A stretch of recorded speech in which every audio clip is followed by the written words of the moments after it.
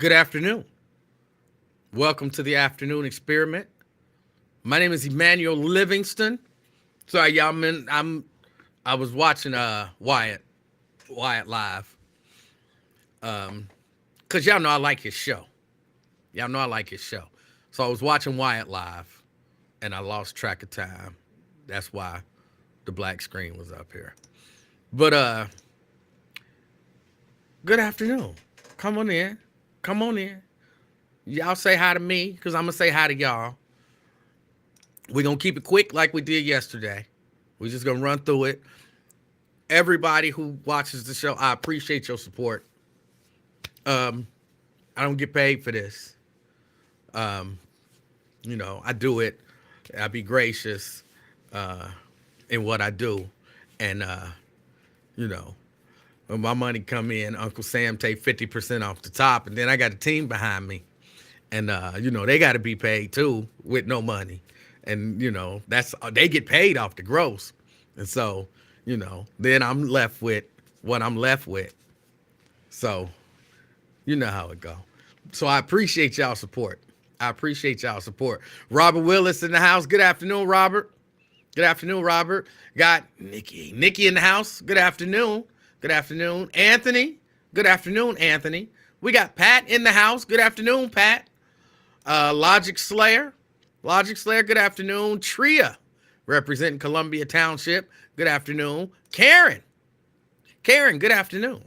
Myosha in the house, good afternoon. Deborah, good afternoon. Karen says she represents Westwood. I appreciate that. Maria, representing North College Hill. So we got North College Hill in the house. Quintano, I still think that's a Native American name. But Quintano in the house. What's up, Quintano? We got Pamela in the house. Pamela, she representing North Avondale. Andrea from downtown. Good afternoon. Anthony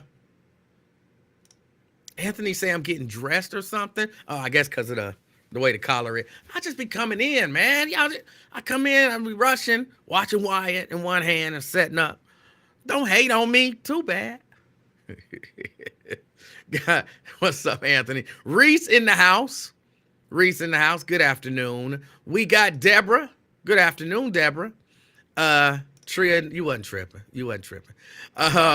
Preston, good afternoon.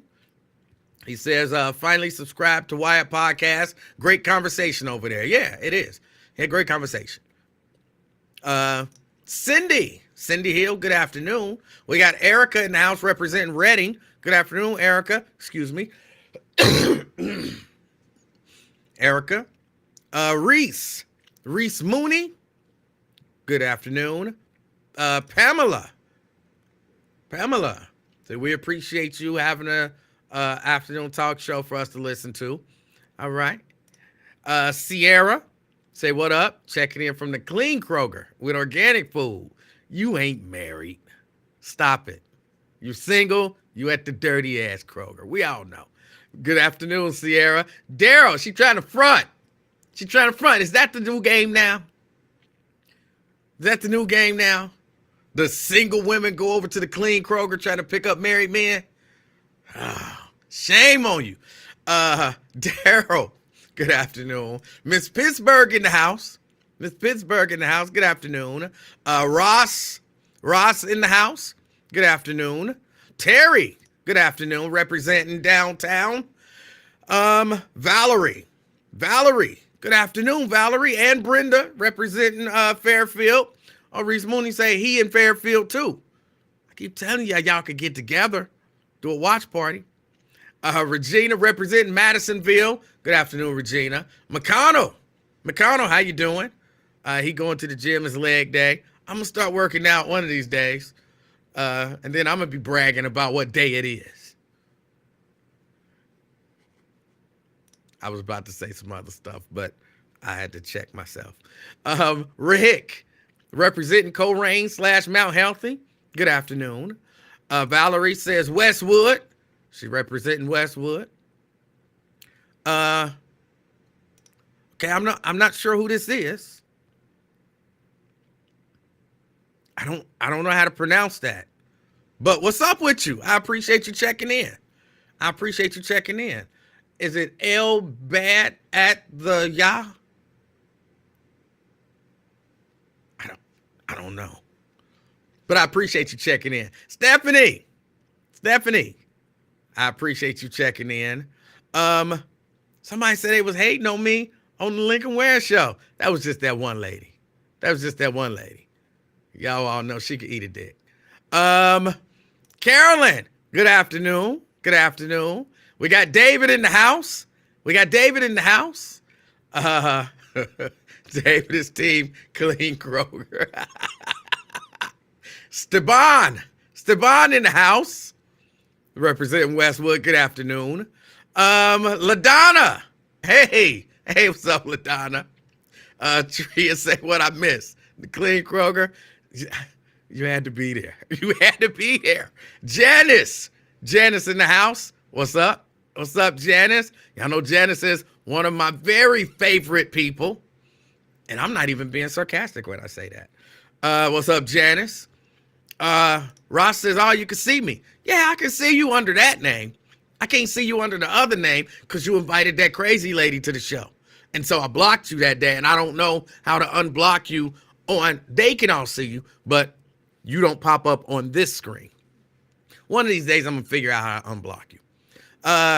Danny, checking in from Anderson. All right, we got Anderson in the house. Will you be cussing today? I don't think so. Unless, Jason, good afternoon. Let me see. Brenda, good afternoon to you as well. I think that's about it. I think I've said what's up to everybody else. LaDonna says she in Kentucky. Ron says he loves me. Ron, I love you too. Ron.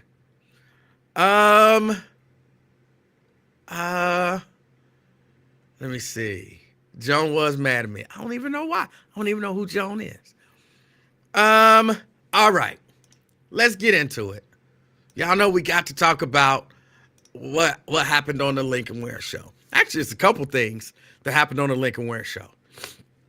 And I didn't get a chance to watch the whole show, so I missed parts here and there. But I guess we'll start with Bishop Bobby Hilton. My favorite bishop. I think he's my favorite bishop. I think he's the only one that I know who calls himself bishop. Let's see. Bishop Bobby Hilton came on basically to kind of defend Stephanie Summerall Dumas for her attacking Alicia Reese. And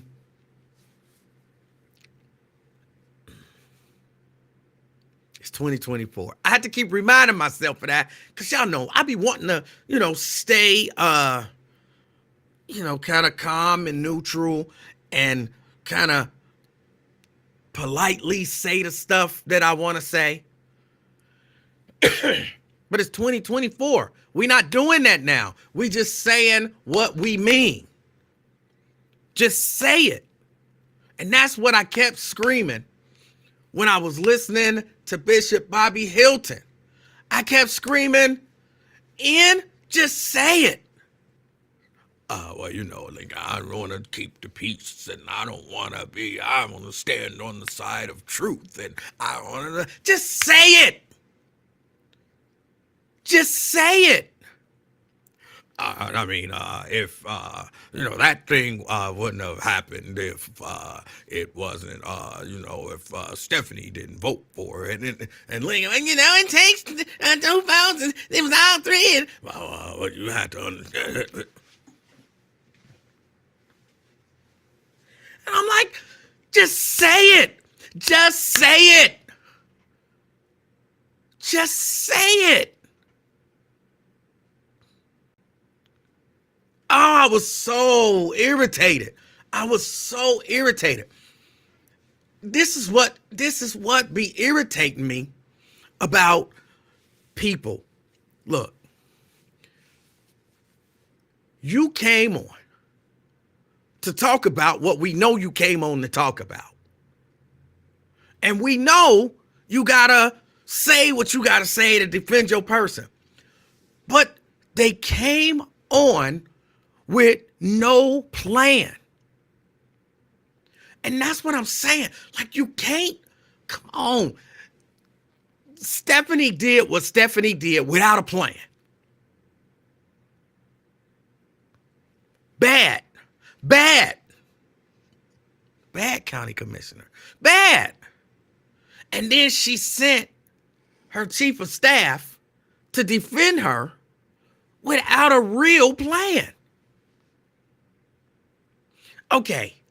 He said, I got receipts. And he brought one receipt. Apparently, his receipt, and it seemed to be, well, maybe two. Because the one where he was kind of slumping down in the seat, insinuating that if Stephanie had not voted for the Black Music Walk of Fame, then Driehaus was not going to vote for the Black Music Walk of Fame. And I could see that. I could see that being the case. I could easily see that conversation being, because y'all remember, people had an issue with it being the Black Music Walk of Fame. Why can't it just be a Walk of Fame? Why everything got to be black? And I could easily see Denise saying, I'm not attaching myself to that. It's a lot of kind of racial stuff attached to that. And y'all can say what y'all want to say, but I'm white as hell. So I'm not going to attach myself to a racial firestorm. And then them getting with Stephanie, and Stephanie saying, okay, I'll support it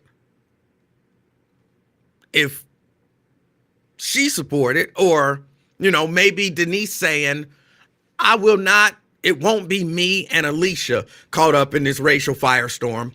If Stephanie support it, I'll support it.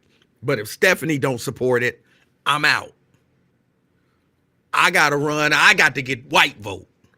So I'm out if Stephanie don't support it. If we can say it's unanimous, then that'll be cover. But I'm not going to be on that. So it makes sense to me that Stephanie had to vote for it in order for it to pass. That's reasonable. I don't understand why he couldn't just say that. Talking about, I don't want to put a name on it. It's 2024. That's what we do in 2024. And it's what we should have been doing the whole time. And what is so wrong with saying, look, the way it was set up, Denise said that if Stephanie didn't vote for it, then she wasn't going to vote for it. What is so wrong with that? Like, do Bishop Bobby Hilton really think that he had cover on that?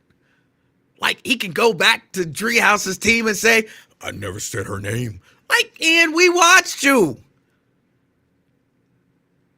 You all but mouthed her name. You know what I'm saying? You wrote it down, and I didn't say it. I just wrote it. You know what I'm saying? Come on.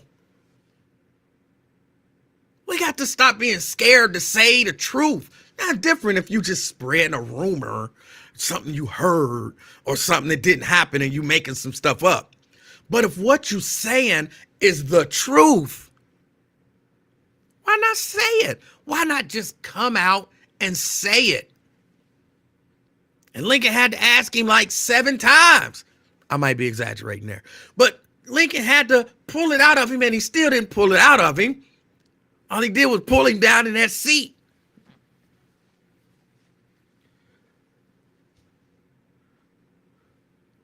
So I didn't like. That I didn't like. But then he said, I got receipts. He basically said, Lincoln, I ain't just talking. I got receipts, and I brought them with me. And he pulled out a piece of paper, and I was like, this end literally got a receipt. Wow, what is this? Oh, he about to hit him. He about to hit him. I'm not going to lie. I thought the receipt was going to be like a transcript from a conversation or something that they had where Alicia called Stephanie a bitch. And I was about to be like, damn. Lincoln, I got receipts, and pulls out this paper. Read number 4. I was like, uh-oh. Lincoln about to have to say, oh, this is a secretly recorded conversation between Stephanie Summerall Dumas and Alicia Reese. And Stephanie says, Madam President, I respect you. And Alicia says, F you, bitch. Your wig is jacked up. And you a big bitch and I don't like you. You know what I'm saying? I thought it was going to be something deep. I know I said I wasn't going to cuss, but the B word ain't really, it don't count. And Alicia didn't actually say that. But that's what I thought. Like when I got receipts. What? Because what in the conversation about why Stephanie did what Stephanie did openly in public? Not the abstaining from voting, but calling out Alicia as not a good leader, as not humble, as not transparent, as somebody who don't listen to people. You know what I'm saying? All of that kind of stuff. All the stuff that y'all don't know about. The public don't know about everything that happened behind the scenes. Receipts would have been, this is some of the stuff happening behind the scenes that y'all don't know about. Not read number 4. Okay. She abstained. Okay. So she can't abstain? I'm like, that was your trump card? Like that wasn't the big joker? You know what I'm saying? That was not the big joker.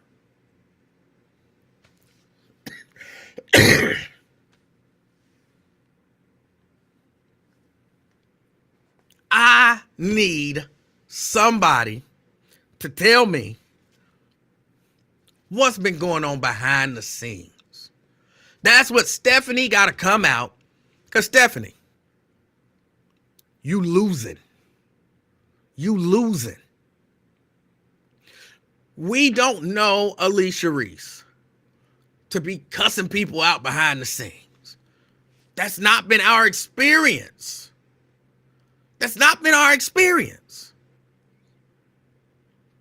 Like I said, some of us who ain't, just completely on her jock, we've seen, jabs back and forth. Some of us have seen that. But that's just, this ain't gonna sound good. Well, that's just 2 older black ladies jockeying for position to be the HNIC. That's really all that is. 2 old black chicks jockeying for position to be the HNIC. That's kind of normal. I mean, I hate to say it, but that's kind of normal. You put 2 older black ladies in a position where they're kind of even in terms of, because, they both commissioners. One was the president then, the other's the president now. It makes sense to me that Stephanie would abstain from voting for Alicia if Alicia previously abstained from voting for Stephanie. Oh, she thinks she's not going to vote for me? I'm not going to vote for her. You know what I'm saying? That makes sense.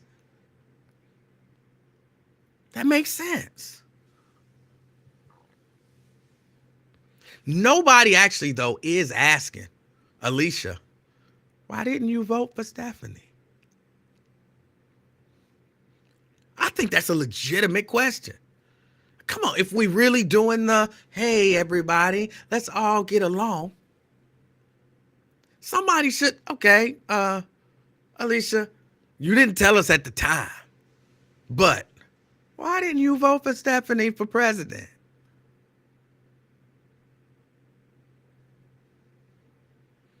Because I really do think, I could be wrong, but I think I remember hearing Alicia say, and I supported her when it was time to vote for her for president. I think I remember Alicia Reese saying that. I could be wrong. That's why I'm saying I think.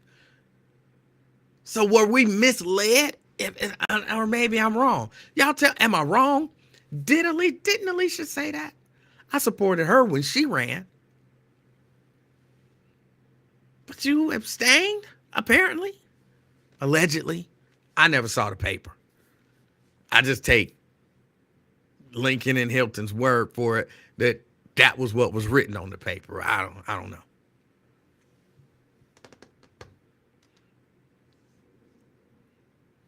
But and Hilton couldn't. He came in. I told y'all yesterday, and I blame Raven Monday for this. Because I told y'all yesterday, he was going into the lion's den. And he better be prepared. And I don't think that he really believed that Lincoln was going to block like Lincoln blocked. Like Lincoln was, what do they call? I've been so removed from the NFL. What do they call the All-Star game in the NFL? Pro Bowl. Lincoln was blocking. He was Pro Bowl caliber today. Like, he was Pro Bowl caliber.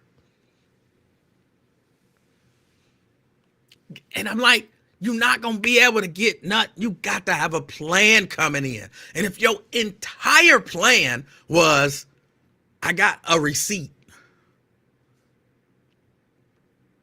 And then I'm sitting there like, all right, dude. All right, bro. Look. You here. Tell us, what has Stephanie done? Because y'all, Alicia came on, and Alicia can run down stuff that she did. And y'all, come on, y'all know Alicia. This is, again, it's not a knock on Alicia. But y'all know Alicia gonna run it down, and whatever it is, it's gonna sound good. If Alicia gave a little kid a piece of candy, it's gonna sound like the most important thing that ever happened on the planet. That's not a knock on Alicia. She's just got that ability. I was walking down the street and I almost tripped over a rock. Rock tried to get in my way. That rock wanted to stop me, but I wasn't going to be stopped by no rock. Wasn't going to let no rock take my glory. So I walked around the rock, right?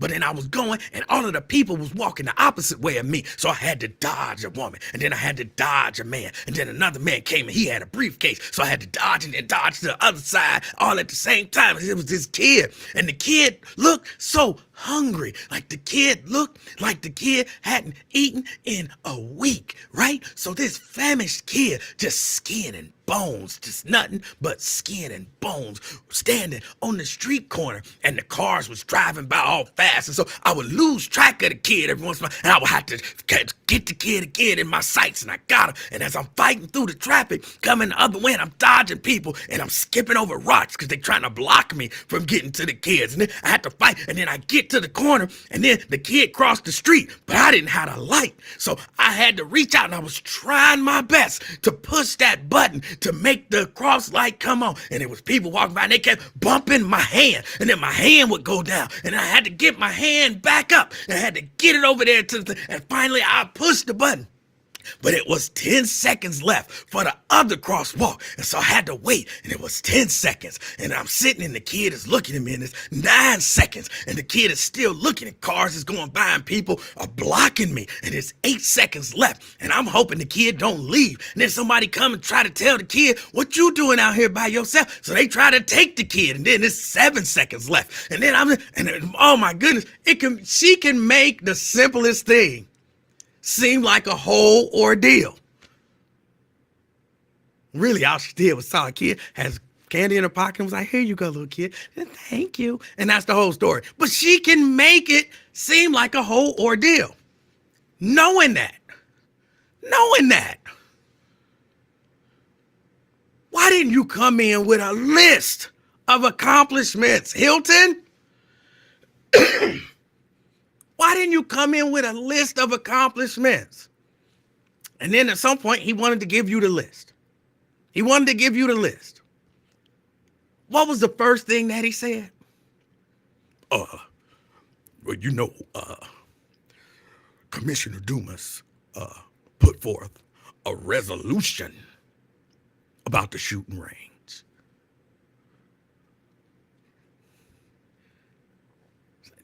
Come on, bro. You got to finish that story. No, that was the whole story. Her accomplishments was she put in a resolution. Like, come on. At some point during the interview or before the interview, I said, is he about to throw Stephanie Summerall Dumas under the bus? Because it felt like he was just trying to detach himself from Stephanie Summerall Dumas the whole time. What was the other accomplishment? Because it was two. I don't remember what the other one was. Anybody remember what the other accomplishment was? Was it she voted for the Black Music Walk of Fame? No. It had something to, she got $250,000. She got $250,000 for kids. That was the other one. You remember when that kid got shot, the 11-year-old, and remember somebody had some new instruments? Well, the money that they got those instruments was a part of the $250,000 that Commissioner Dumas got for the children. It's like, okay, you could have did a little more embellishment on that, but okay. So she got $250,000. But that's really all you can say? That's it? Oh, hold on. Here was that. And I think he said this. I might be mixing him up with somebody else, but I'm pretty sure that his other big point, which he thought was it, I got him with this one. The other big point that he made was, before Alicia Reese came down here and before Stephanie got in here, what else did you hear about the county commissioners doing? I mean, Bob Benninghouse, he had the stadium. Well, the only reason we remember that is because that was a bad deal. But other than that, what do you remember hearing? What did any other county commissioner accomplish? Well, I don't know. See? You see? I'm like, what? That's your argument? Is that ain't nobody else accomplished shit? So it was okay for Stephanie to not accomplish shit. That was your argument? That was so bad. I think I understand what he meant.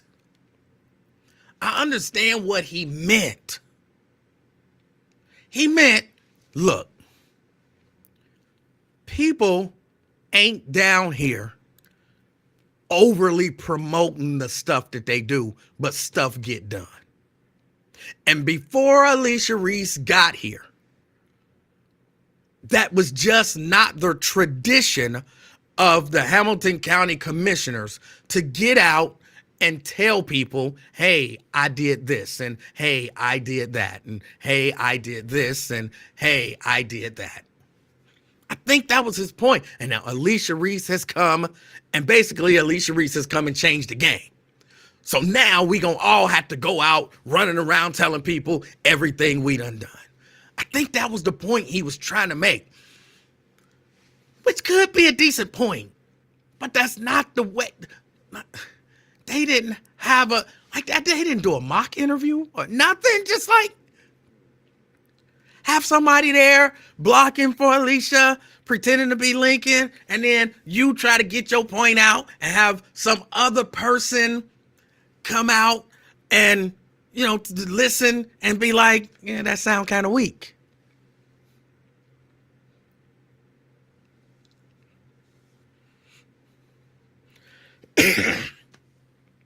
That Nate says it wasn't seen as dignified to be out bragging and boasting.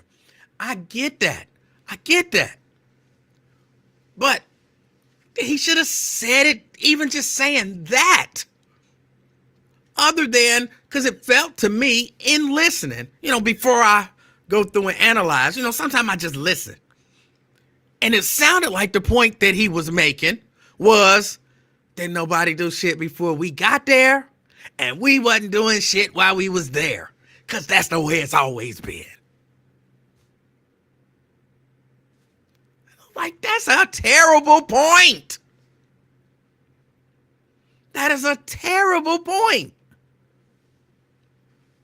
I know that wasn't the point, but that's what the point sounded like he was making. They do, like, when you go to debate somebody, especially when you're on the big leagues, but even the small debate teams do it. They do debate prep.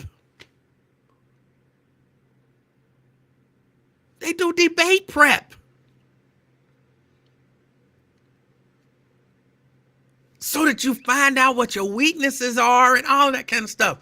Bishop Bobby Hilton did a horrible job taking up for Commissioner Stephanie Summerall Dumas. Horrible. And I don't care what y'all say, that last lady that called Lincoln's show sounded a whole lot like Stephanie Summerall Dumas. It might not have been her, but it certainly sounded a lot like her to me. I'm not saying that it was her, but it certainly did sound like her. And she was fired up too.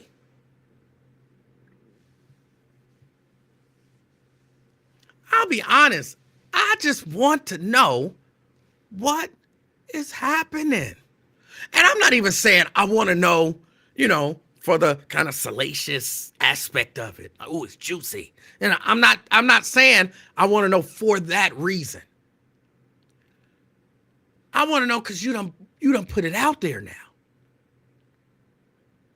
Oh, hold on. Let me say this. People keep saying, even Bobby Hilton said this, which I don't understand these people.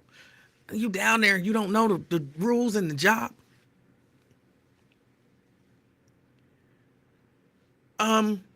They can talk to each other. They can't talk about like county business and stuff. But if they walking down the hall and they see each other, she can say, "Good morning, Stephanie. Good morning, Alicia." Oh no, that's a sunshine law. They can't say nothing to each other. That's not true.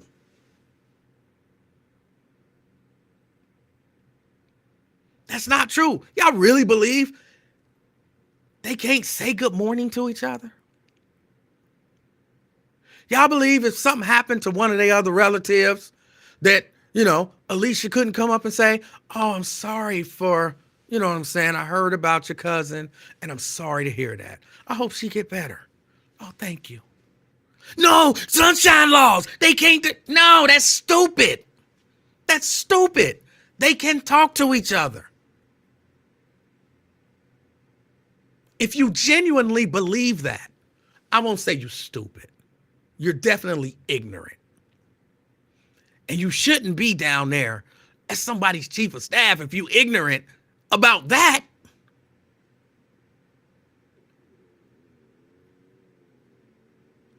But just knowing that now,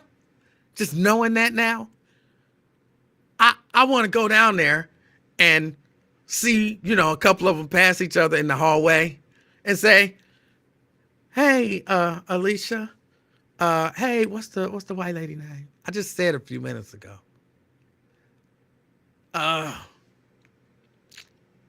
What is Driehaus' first name? Why can't I think of it? I said it. I had COVID. What's her first name? Denise, thank you. I now want to go down there and just stand in the hallway and wait to see, you know what I'm saying? Hey, Stephanie. Hey, Denise. I want to file a complaint. I want to file a complaint with the state. They're breaking the sunshine law. What did they do? They said hi to each other, and it wasn't declared as a public meeting. How stupid would that be? How stupid would that be? Stop saying that. Stop saying that. All right? It's not true. It's not true. So they could get to the bottom of this. They could go behind closed doors and get to the bottom of this. Like, look, I have to admit, I was a little jealous of all of the headlines and stuff you getting, because I work just as hard down here as you. And, you know, my style is different than yours, and people give you a lot of credit, and I'm not really getting a lot of credit. And so it hurt my feelings that you didn't say more. That, hey, we did this. We did that. That hurt my feelings. Well, maybe you're right. And maybe I could, you know, be a little more generous, because to be completely honest, I was a little threatened about you, because I like the whole, like, remember when I won city council, I walked around talking about I'm the youngest person ever elected to city council. I like titles like that. And you already had the first black woman elected to county commissioner. And there was a little bit of, you know, jealousy on my part that you were able to make such a claim. And so, you know, maybe I did, in order to compensate for not being able to give myself that title, kind of slight y'all maybe just a little bit. All right, well, girl, all of that is in the past. We not doing that no more. You do you. You go ahead and promote yourself like you do, and maybe I'm gonna take a lesson from you, and I'll start, you know, doing more promotion and, you know, talking about more things that I do. You're right. And, you know, maybe when we do stuff together, you know, instead of just putting my picture on the flyer, I'll put our picture on the flyer, you know, stuff like that. And so, yeah, girl, we can do this. Yeah, you're right, girl, we can do this. Hug it out. All right. All right. It's a good talk. Good talk. All right. And then go on about y'all business. That's what I would love to see happen. That's what I would love to see happen. Ron say I'm messy. Come on. Again, I've been watching both of them take little jabs at each other since day one. I could be slightly wrong about, you know, some of the details, but it's some animosity on both sides, and I believe they could squash it if they just put their egos aside and just talk about it for a minute. And I really don't think it's too late. I don't think it's too late. Don't send Bobby Hilton. Don't make him the intermediary. Don't make him the intermediary. If y'all want, look, I'm going to volunteer my services. I'll be the intermediary. Because I'm sure I'll talk to whoever the first person called me. I'll get their side of the story. And then I'll go talk to the other person, get their side of the story. And then I'll do my bionic thinking thing. And I'll figure out what's actually going on. And then I'll bring them together. And I'll tell them, both y'all bitches tripping. I won't say the B word. I'm only saying that for effect. But I'll tell them, both y'all tripping. Here's what you doing wrong. Here's what you doing wrong. Or not necessarily wrong, but here's what y'all doing to irritate each other.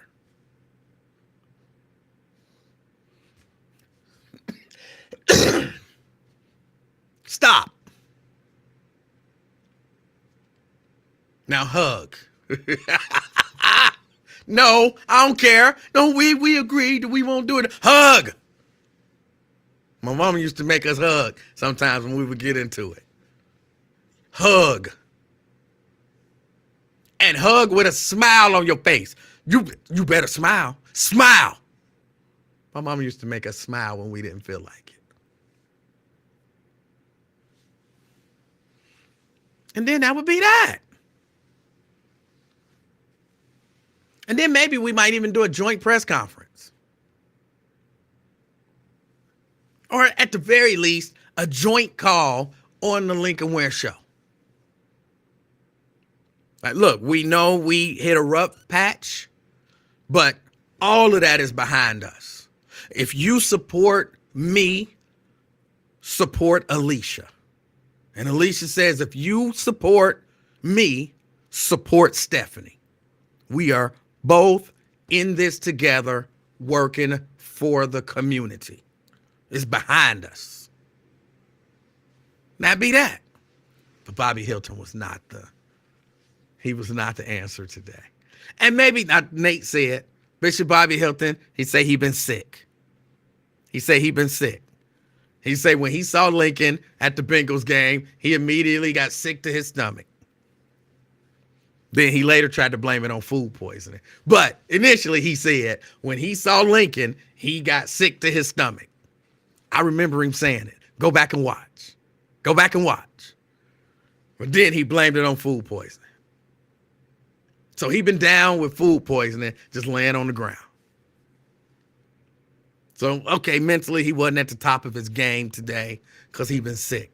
But the truth of the matter is, he thought he was coming in to friendly territory because him and Lincoln like each other and they go to Bengals games and they see each other. So, yeah, he thought he was coming into friendly territory. He was not prepared for that Pro Bowl caliber offensive line.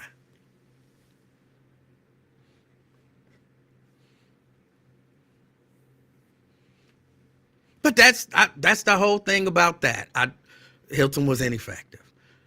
At the very least, and then I'm going to let it go.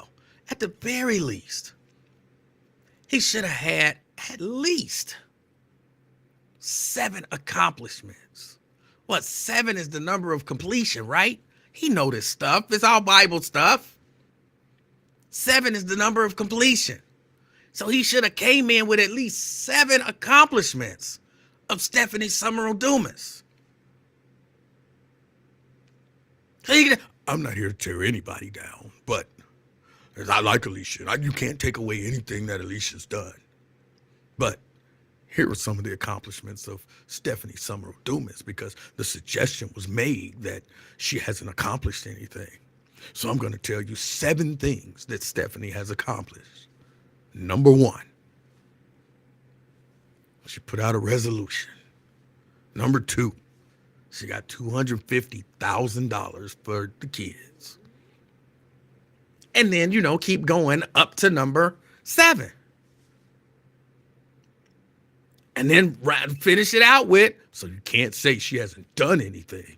She just hasn't been as vocal about her accomplishments. And maybe now we see that that's the way things should be done. Let me grab this phone. Nate! Emanuel L. Livingston. Nathaniel Z. Livingston. I have no middle initial. But listen, you said you was about to move on. And so even though I'm driving, I don't like talking on the phone while I'm driving, I got to call because I love this topic so much. Even though I like you, I really like and admire Alicia. But it's just like when Bobby was, I'm going to just call him Bobby, even though we all know his name ain't no daggone Bobby. I beat him up about that a few years ago. You did. But when Bobby was saying all the good stuff that Alicia did, I was thinking, man, you falling into a trap because no Yes. matter how much good stuff you say about Alicia, it's never going to be sufficient for her people. They demand 100% loyalty. That's And I true. wanted to get this off for all the people who didn't hear me call Lincoln Ware. I want to compare Alicia to two people, two real people. Number one is Donald Trump. And I want to do this because I think it's important that before we move off this subject, that we not just talk about getting Lisa or Stephanie, sort of check. We don't just check them, but that we check the people. Because it gets on my daggone nerves that people act a certain way. So the first person I want to compare it to is Donald Trump. And again, not just because she does a lot of the stuff that he does, just like he can't do nothing unless it's the greatest. It's the most spectacular. You know what I'm saying? Him and her talk a lot alike. They use the same kind of terms, same kind of phrases that, even he said recently, he makes it like no president worth nothing until he got in the president's office. He even said recently that he would have whooped Abraham Lincoln. That's how full of himself he is.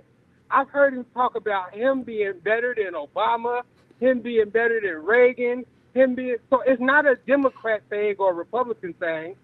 He just believes, he's so full of himself, he believes he is the greatest. And that's the same thing you hear from Alicia Reese. Everything she did it the best, and the party didn't start till she walked in, and you know what I'm saying? That's just, but what kills me is the followers. How do we have black people who can look at white Trumpsters, brainwashed as they are, and say, I would never be that blindly loyal to any politician as them white Trumpsters is to Trump, but then turn around and I don't see nothing wrong with what Alicia did. I've never seen anything wrong that Alicia does. She's a perfect person. No, she's not.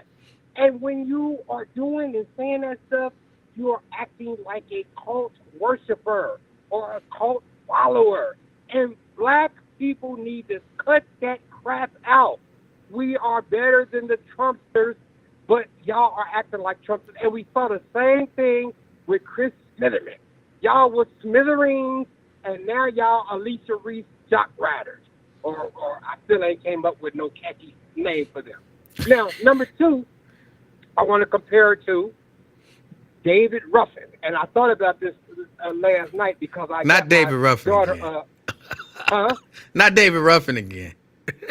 Yeah, David Ruffin again. Because it occurred to me that, number one, can you believe that your nieces have not, one of your nieces has not watched the Temptations movie? And last night I was asking her about the 5 Heartbeats. She was like, I don't think I've ever seen that movie. I said, what? We watch it every year around here. She was like, I don't remember anything about it. So we were going to watch it last night. I'm pretty sure we're getting ready to watch it as soon as we get home. Now, David Ruffin came up and basically thought that he was bigger than the group. And that's what I think you see with Alicia. She thinks she's bigger than the county commission. And who wants to be on a team or in a group with somebody who thinks like that? It wouldn't be no group without me, And I did use that line from the 5 Heartbeats too, and put it in David Ruffin's mouth. Y'all ain't nothing without me. I knew it was from the 5 Heartbeats, but it's the same basically storyline, and I'm sure David Ruffin might have said that in real life. So I can hear Alicia saying that because she said stuff like that. They wasn't doing nothing till I got down there. How do you think Stephanie Dumas feels when she hears this stuff? Now, Wendy Cross was on the air with Lakin Ware. Yeah, I was going to get to her. Wendy Cross is an attorney, and now she's the presiding and administrative judge over the Hamilton County Common Police Court.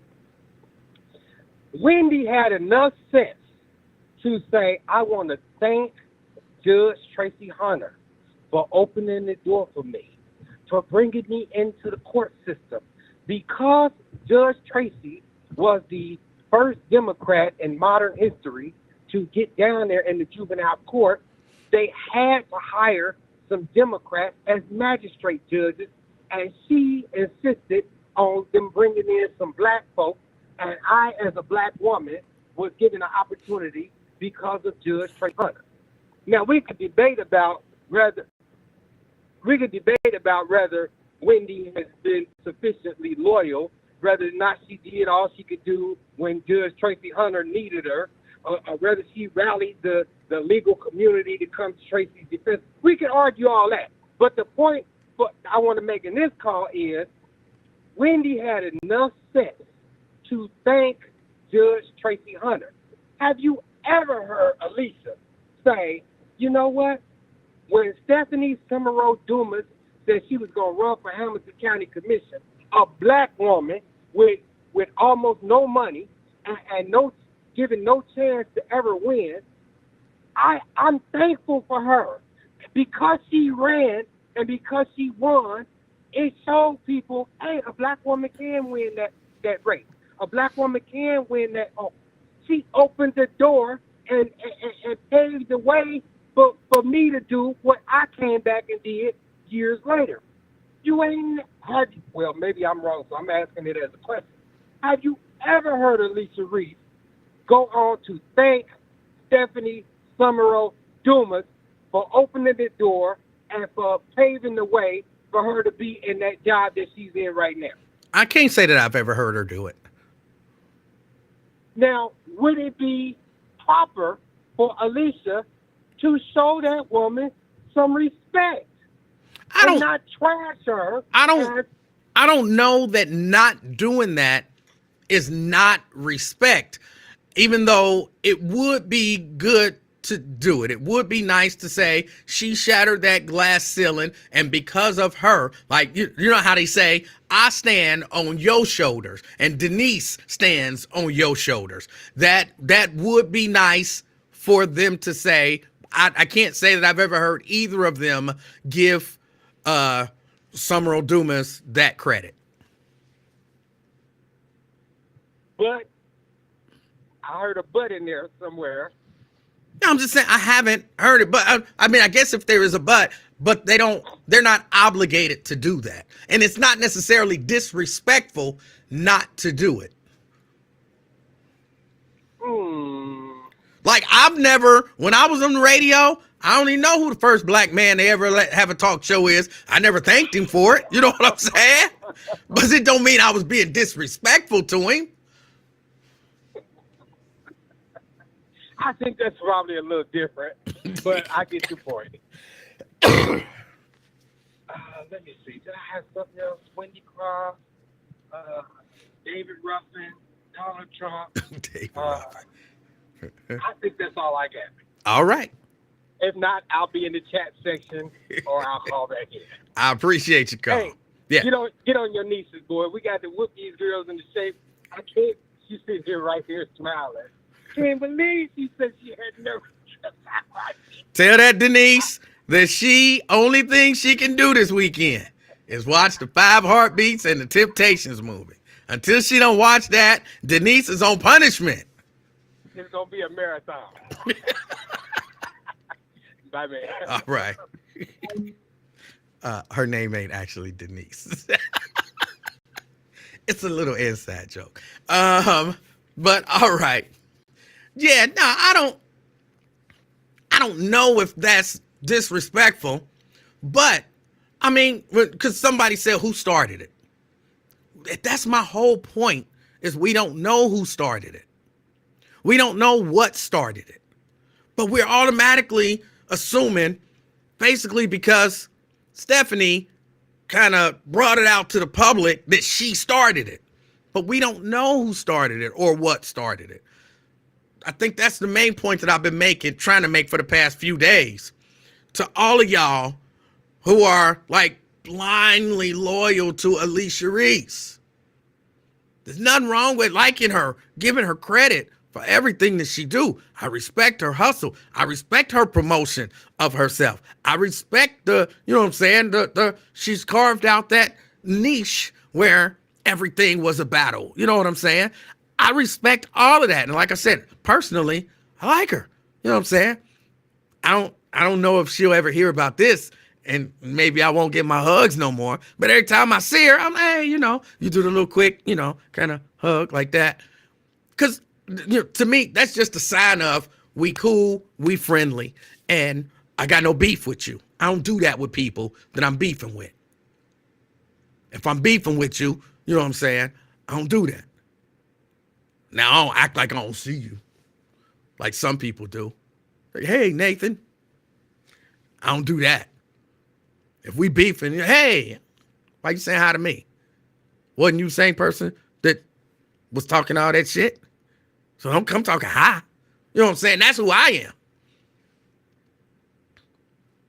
I don't know if I'll get those no more after these conversations, because I'm sure some of y'all will be like, some of y'all, guaranteed, that is this is my word for the day, I guess. Some bitches listening to this show, going back talking about Alicia Emanuel said. Guaranteed. But what are you going to tell her that I said?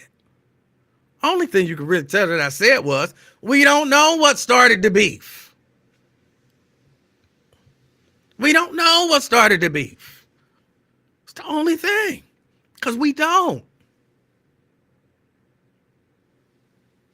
But clearly there is and has been a beef. We want to see it ended. We all want to see it ended. Let me talk about Wendy Cross for a minute. Hold on, let me change this. It's 2024, y'all. I got to be honest. It's 2024. I got to be honest. That's the rule. Judge Wendy Cross. I'm going to be completely honest. I don't know her. She seems like a pleasant lady. Seems intelligent and well capable. I didn't like the whole thing about juries get it right. That I didn't like. But somebody had said, what? I wouldn't expect the judge to get up there and say juries get it wrong.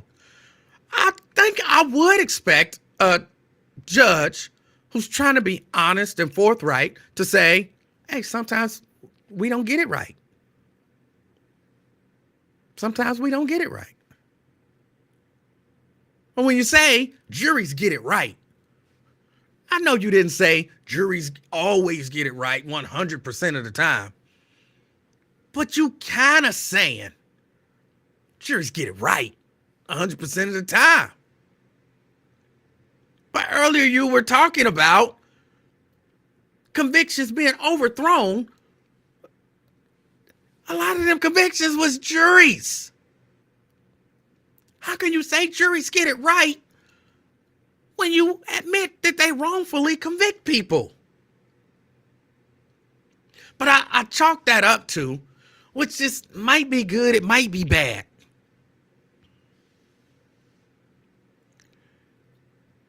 Sometimes you got to say what you got to say to keep your job, or to keep your position, or to keep the respect of the people that you care about respecting your position. If that make any sense. Sometimes you got to say what you got to say. Sometimes I don't care what them ends think listening to the Lincoln Ware show. There are powerful people listening to me, and I have to say, juries get it right. That's how I felt. That's how I felt. And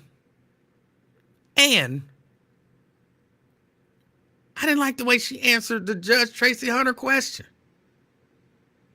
Here is what bothers me about, oh, sorry about that. I think I kicked the camera. Here's what bothers me about all of these people in the legal profession here in Cincinnati, in particular black people, pretending that they can't talk about stuff that they can clearly talk about. It's like y'all pretending to, it's 2024. Stop acting like punks. You telling me that black lawyers in Cincinnati are stupid and white lawyers in Cincinnati are smart? Because I hear lawyers and judges and everything on 700 talking about every case. Now, here's why I say one's stupid and one's smart, apparently. They have somehow figured out how to talk about the case without talking about the case. Just somebody throw out a crime. Somebody throw out a crime. Don't matter what the crime is, ridiculous or not. What's the crime? Somebody give me a crime. Give me a crime. I'm waiting for somebody to give me a crime. Robbery.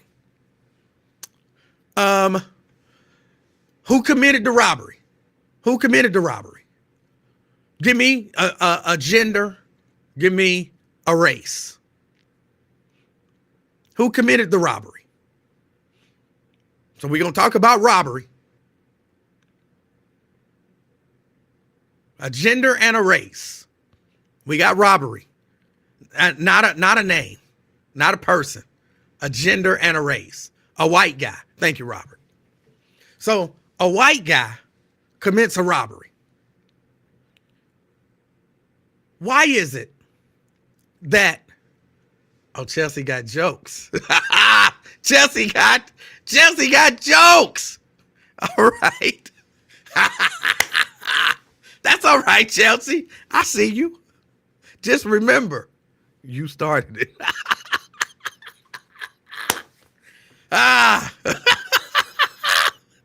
Oh. Y'all done turned my own knees against me. Oh. So a white man committed a robbery. We go to the white radio station, and it's white lawyers and judges and legal professionals over there talking about the details of a robbery. Look, it's against the law to, because I think robbery, theft is kind of when you take it, robbery is when you, see, if a person has a gun and they put that gun in your face and they take your money, there's a good chance they'll be convicted if there's a video. And while I can't talk about this case, I can say a person in broad daylight in the middle of downtown who pulls out a gun and takes somebody's wallet is gonna be facing this much. And when they deal with a judge, the judge is gonna take the fact that it happened in the middle of downtown with a gun into question. And so the judge, and they'll talk all around that case using all the specific details of that case, but without specifically talking about that case. Somehow, they've mastered the art of talking about ongoing cases without talking about the ongoing case. Now you take that same robbery and you ask, do you think that the judge was fair in the bond was fair? Like I said, white lawyer, white judge. Well, if you're talking about, let's say there's a robbery, because I don't want to talk about this case, but let's say that there's a robbery in the middle of the broad daylight in downtown Cincinnati with a gun. It's reasonable for a judge to give a high bond in that case, because then that person might be considered like a serious danger to society. You get that person, you get a black judge on Lincoln show. Do you think that the bond was that? I can't talk about the case because it's going on. So I don't know. It's a case going on. It's against the rules for me to talk about it. I don't know.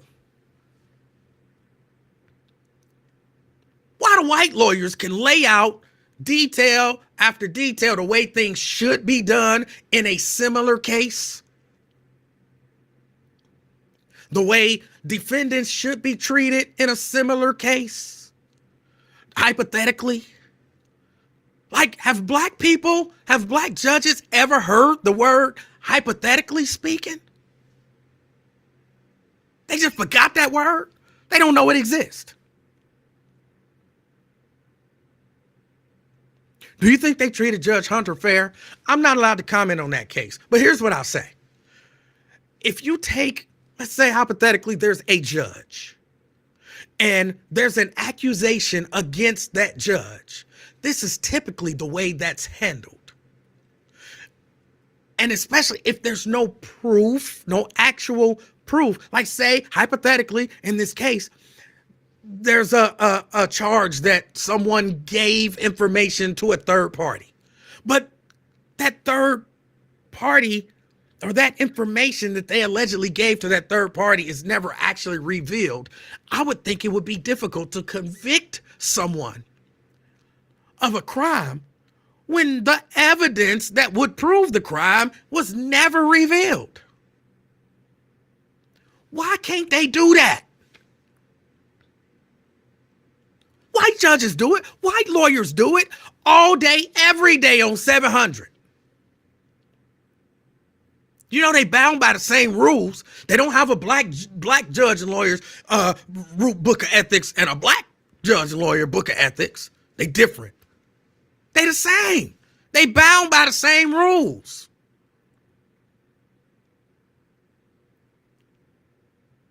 Well, but you got to understand, Emanuel, they white and they black. And so, you know, they sometimes, you know, you got to go along to get along. They ain't gonna treat the white ones the same way they treat the black ones. Look, if you ain't talking about the case, you ain't talking about the case. And I'm just getting sick of the idea that black judges and lawyers are not allowed to talk about these cases in a very general and even hypothetical way. And I actually saw Nathan Ivey posting some nonsense about, hey, she can't say nothing about this. Is y'all gonna pay her bills if something happened to her? Basically saying sometimes you got to, even if injustice is happening, you got to turn your eyes and not say nothing about it.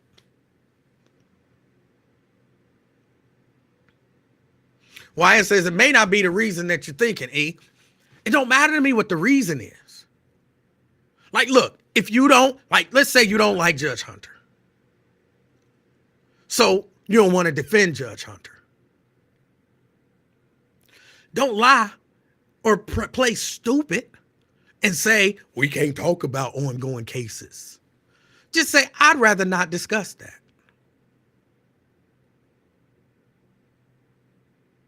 I'd rather not talk about that. I'd rather not talk about the facts of that. I'd rather not get into that at all.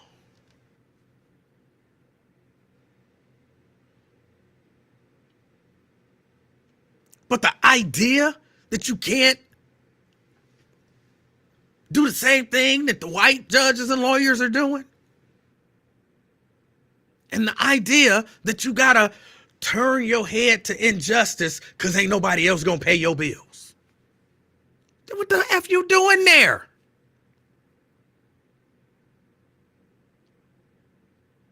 What are you doing there?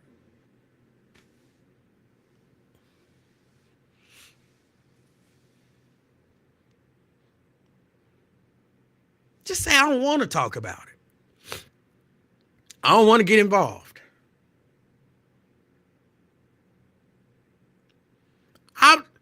I might, there would still be criticism. There would still be criticism because people would be like, oh, all of these black lawyers and judges just left Tracy hanging out to dry. And then people would want an explanation. But I just don't want them to think that they fooling me. They might be fooling y'all. But so I don't want them to think that they fooling me into believing that they can't talk about stuff that's ongoing. Oh, we see it all the time. Or at least I hear it all the time. Because I listen to 700. Cunningham forever got some judge or some lawyer or something on there talking about some ongoing case.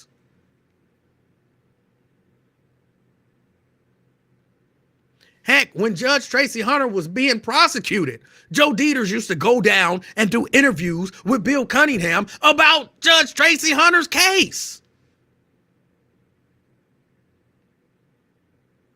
But the black judges are like, well, you can't talk about an ongoing case.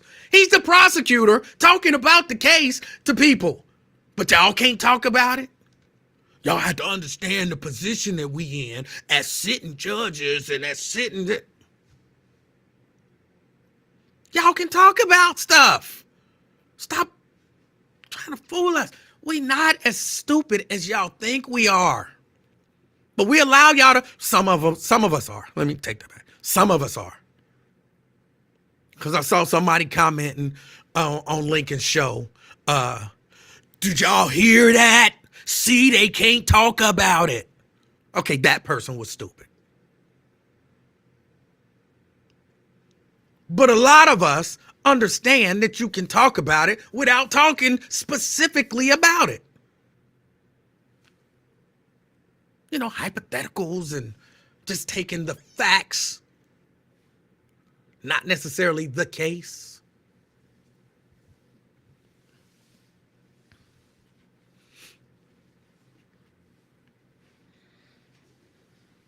Y'all remember when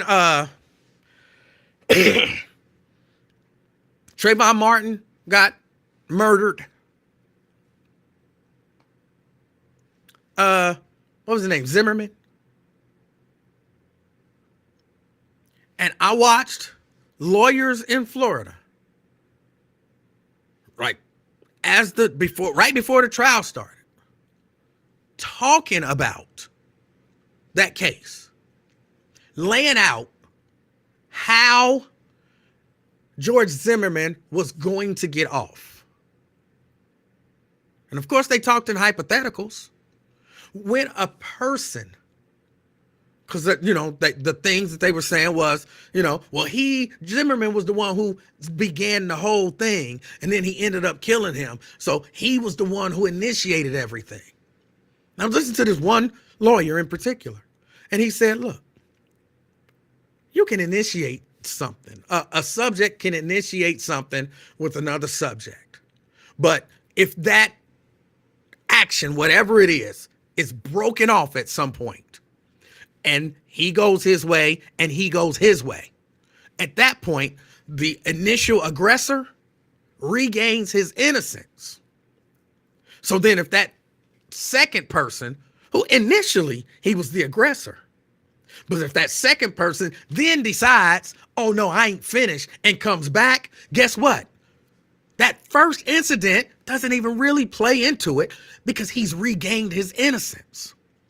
That second person then becomes the aggressor. And now he has a right to claim self-defense, even though we would all look at it and say, how can he claim self-defense when he started the whole thing? Because at some point it broke off and he regained his innocence. And through that, he never mentioned George Zimmerman. He never mentioned Trayvon Martin, but he was talking about the facts of that case. You telling me black lawyers in Cincinnati haven't figured out how to do that?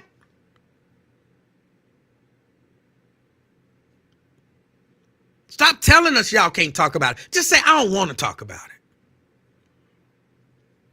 I don't want to talk about it. Well, I have ethical bounds and they don't allow us to meet.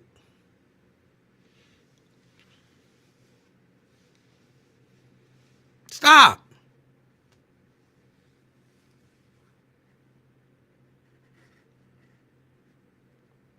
Now, again, I don't know Wendy Cross. I never met Wendy Cross.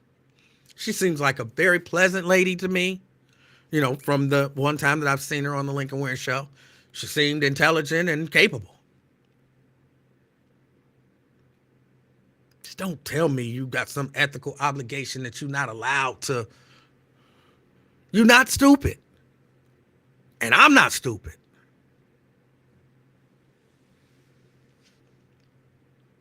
And that's really about it. Other than that, she seemed fine. She seemed fine.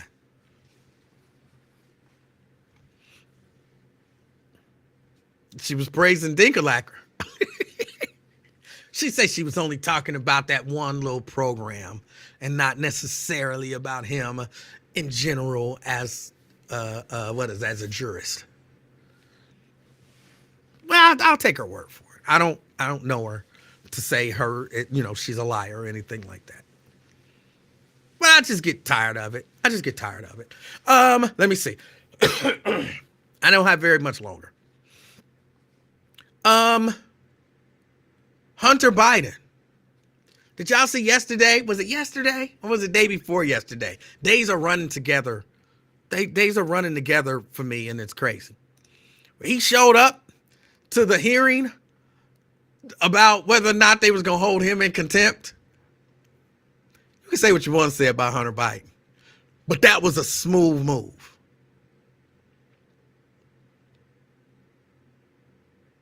That was a smooth move. How you just show up to the congressional hearing about you? And for those of y'all who don't know, Hunter Biden is the son of Joe Biden. And, they talking about, they subpoenaed him. And they basically, first, he really been outsmarting them a lot. I mean, for a crackhead, he seemed to be a smart dude. Because they've been trying to throw it out there like he's scared to talk to us. He's scared to talk to us. And initially they was like, you can come and talk to us. Why don't you come and sit in that chair and let us ask you questions publicly? So then he was like, okay. And they was like, huh? What? Did he say yes? Did he say he would do it? Like, no. What? We didn't really mean that. We didn't really want you to come and sit in that chair and take questions from us publicly. We were just playing. We don't really want it. He like, yeah, just tell me when and where. Tell me, no, when. Y'all told me where. Just tell me when. Tell me when. I'll show up. I'll answer all y'all questions. When? Tell me when. Thought you wanted to talk to me. Didn't you want to talk to me? You've been saying you want to talk to me. I done heard you calling my name all over the country. You said, Hunter, where is Hunter? Guess what? Hunter here. What you got? Well, we don't really want to talk to you, Hunter. We'll talk to you in private. Now, Hunter's like, do I look stupid? Hold on, do I look stupid to y'all? I know what y'all do in private. I know y'all might not release the transcripts, but y'all say that I said stuff that I didn't say. I know that trick.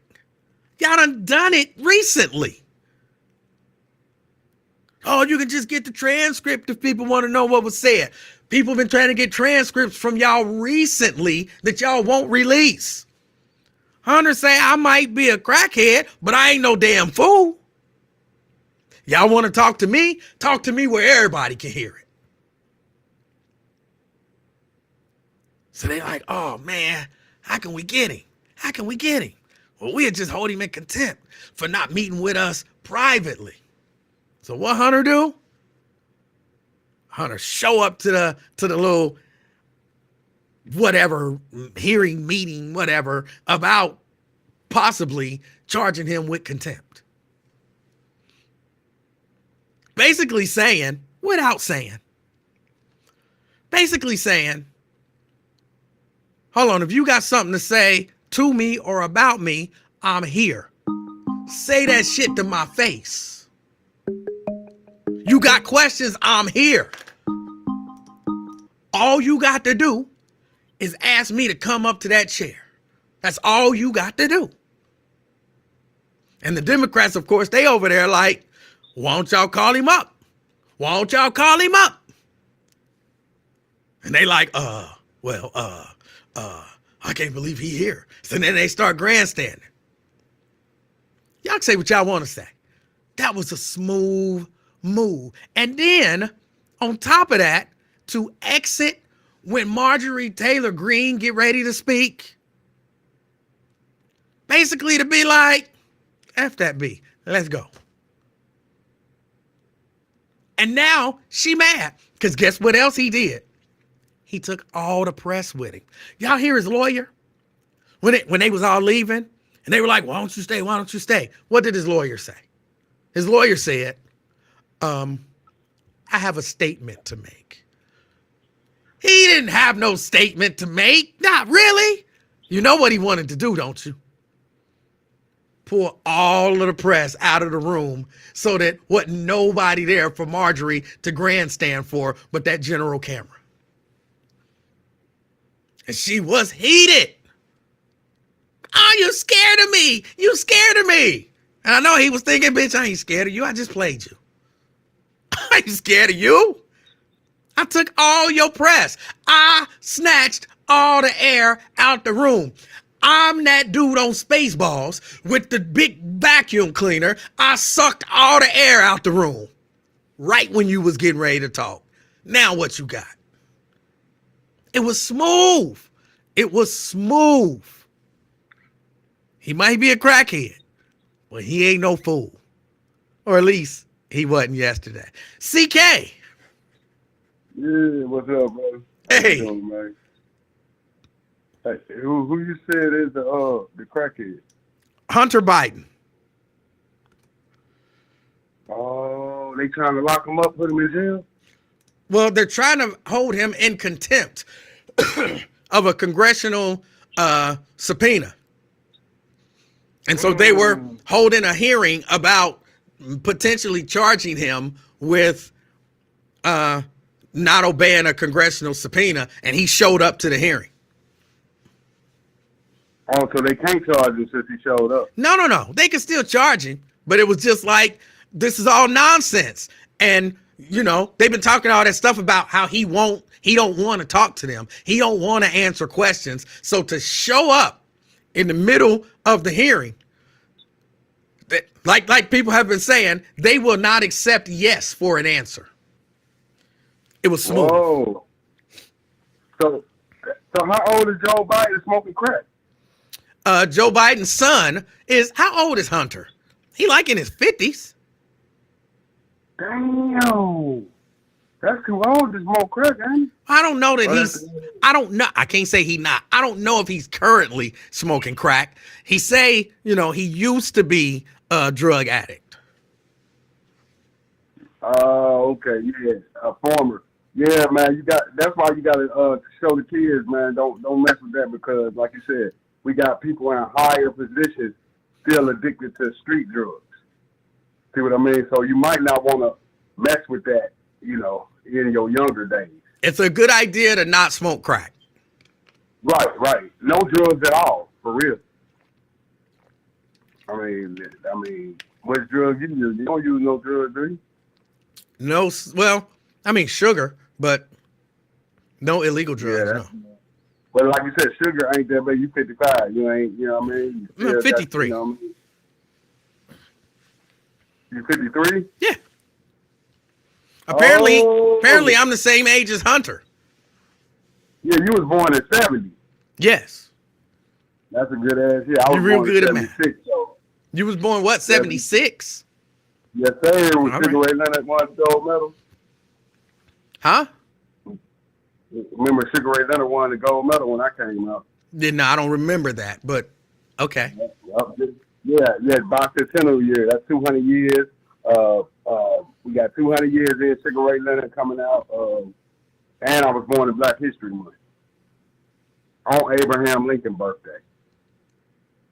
And you Okay. know what Abraham Lincoln did. You know what I mean? He on the $5 bill to this day. I've heard that. Yep, he is. He on the $5 bill and he's on the penny, but he turned his back against the other guys. If you lined up the coins, Abraham Lincoln, he not facing with them because that's why they put him on the penny because he freed the slaves. You remember that? I wasn't here, but I've heard about it.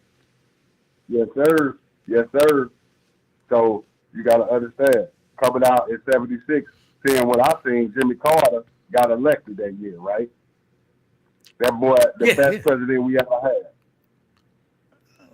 Okay, I don't know about that, but I'm talking about in our lifetime, me and your lifetime. I don't know who was 70. Who was president when you came out? I don't like the way you say "came out." It conjures up images that I don't care for. But who was the president in '70? Yeah, it is. You don't even know, man. That would have been what? Would that have been Nixon? There it is. There it is. See, we came in the jump with the afros and all that. Remember, Sam Cooke got smoked. You came in when Sam Cooke got killed. Yeah, I don't remember all of that stuff. Because I was a baby, so I don't necessarily remember all of that. You wasn't even a top. You was you know what I mean? But you got to think. Once Sam Cooke came in and got murdered, that's what started the Afro sensation. That's when people started rocking Afros in commemorative to Sam Cooke. In honor of Sam Cooke, they started rocking Afros then. That's why the 70s so plagued with Afros, because he got killed right when you came out. Okay, a few people are saying Gerald Ford was the president in 1970.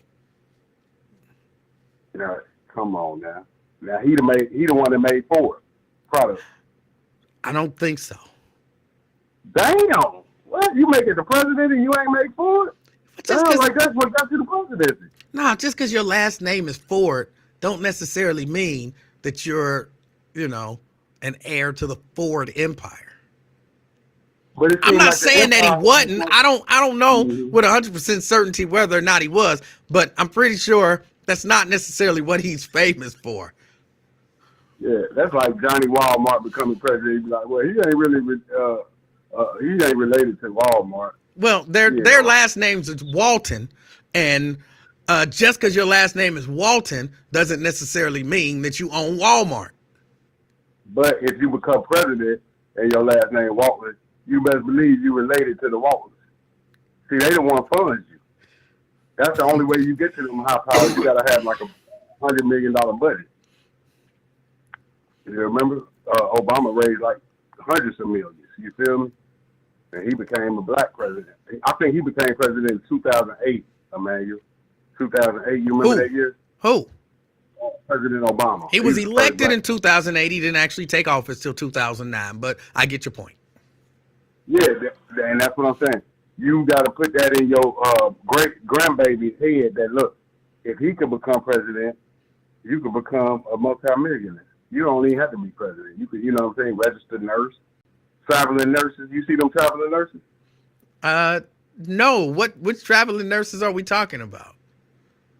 Listen, we talking about 100 stacks a year. You feel me? So make sure you tell baby girl, look, you work hard, you play hard, you get the money.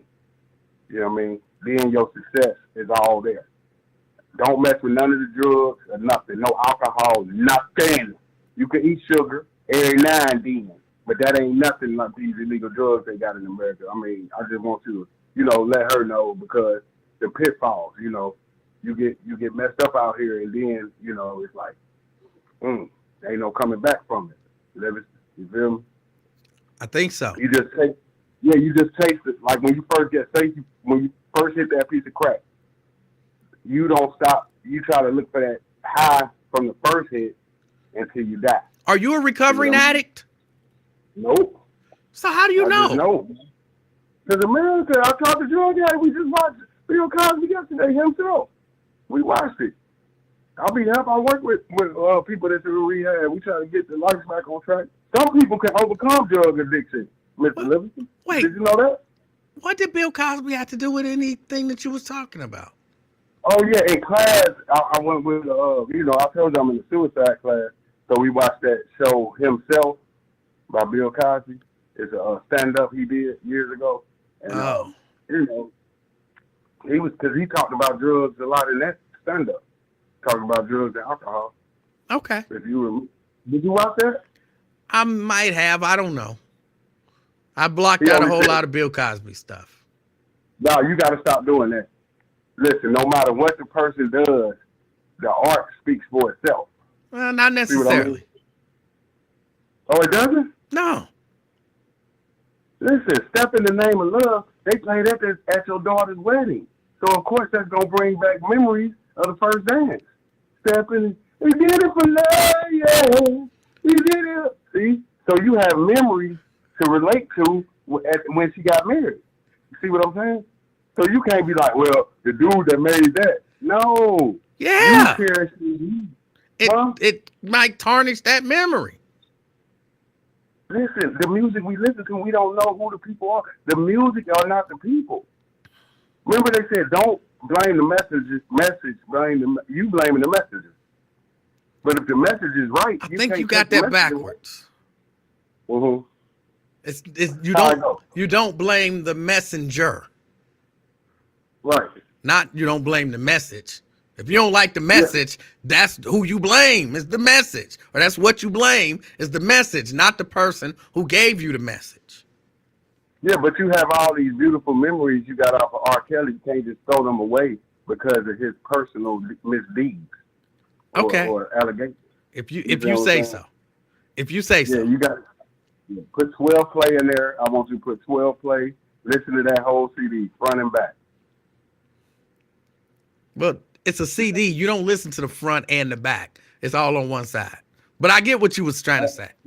Yeah, and he got another one I want you to listen called Black Panties.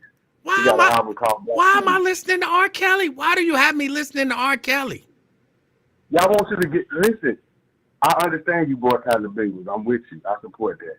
But I feel that you being a music connoisseur, a professional singer, you're not just a singer, you're a professional singer and a church singer. So you cannot, rebuke this type of music from just because of the artist. You he can. Gave you some of the best music. Yes. No, you're wrong. You can. Oh, my God. You can 100% rebuke the music because of the artist. I haven't listened to, I mean, I'm not saying I haven't heard some R. Kelly because I do be places where people play it, but I haven't listened to, put on, or streamed an R. Kelly song in years. So how about if you go out dancing and stuff and then an R. Kelly song come on while you partying, do you just sit down?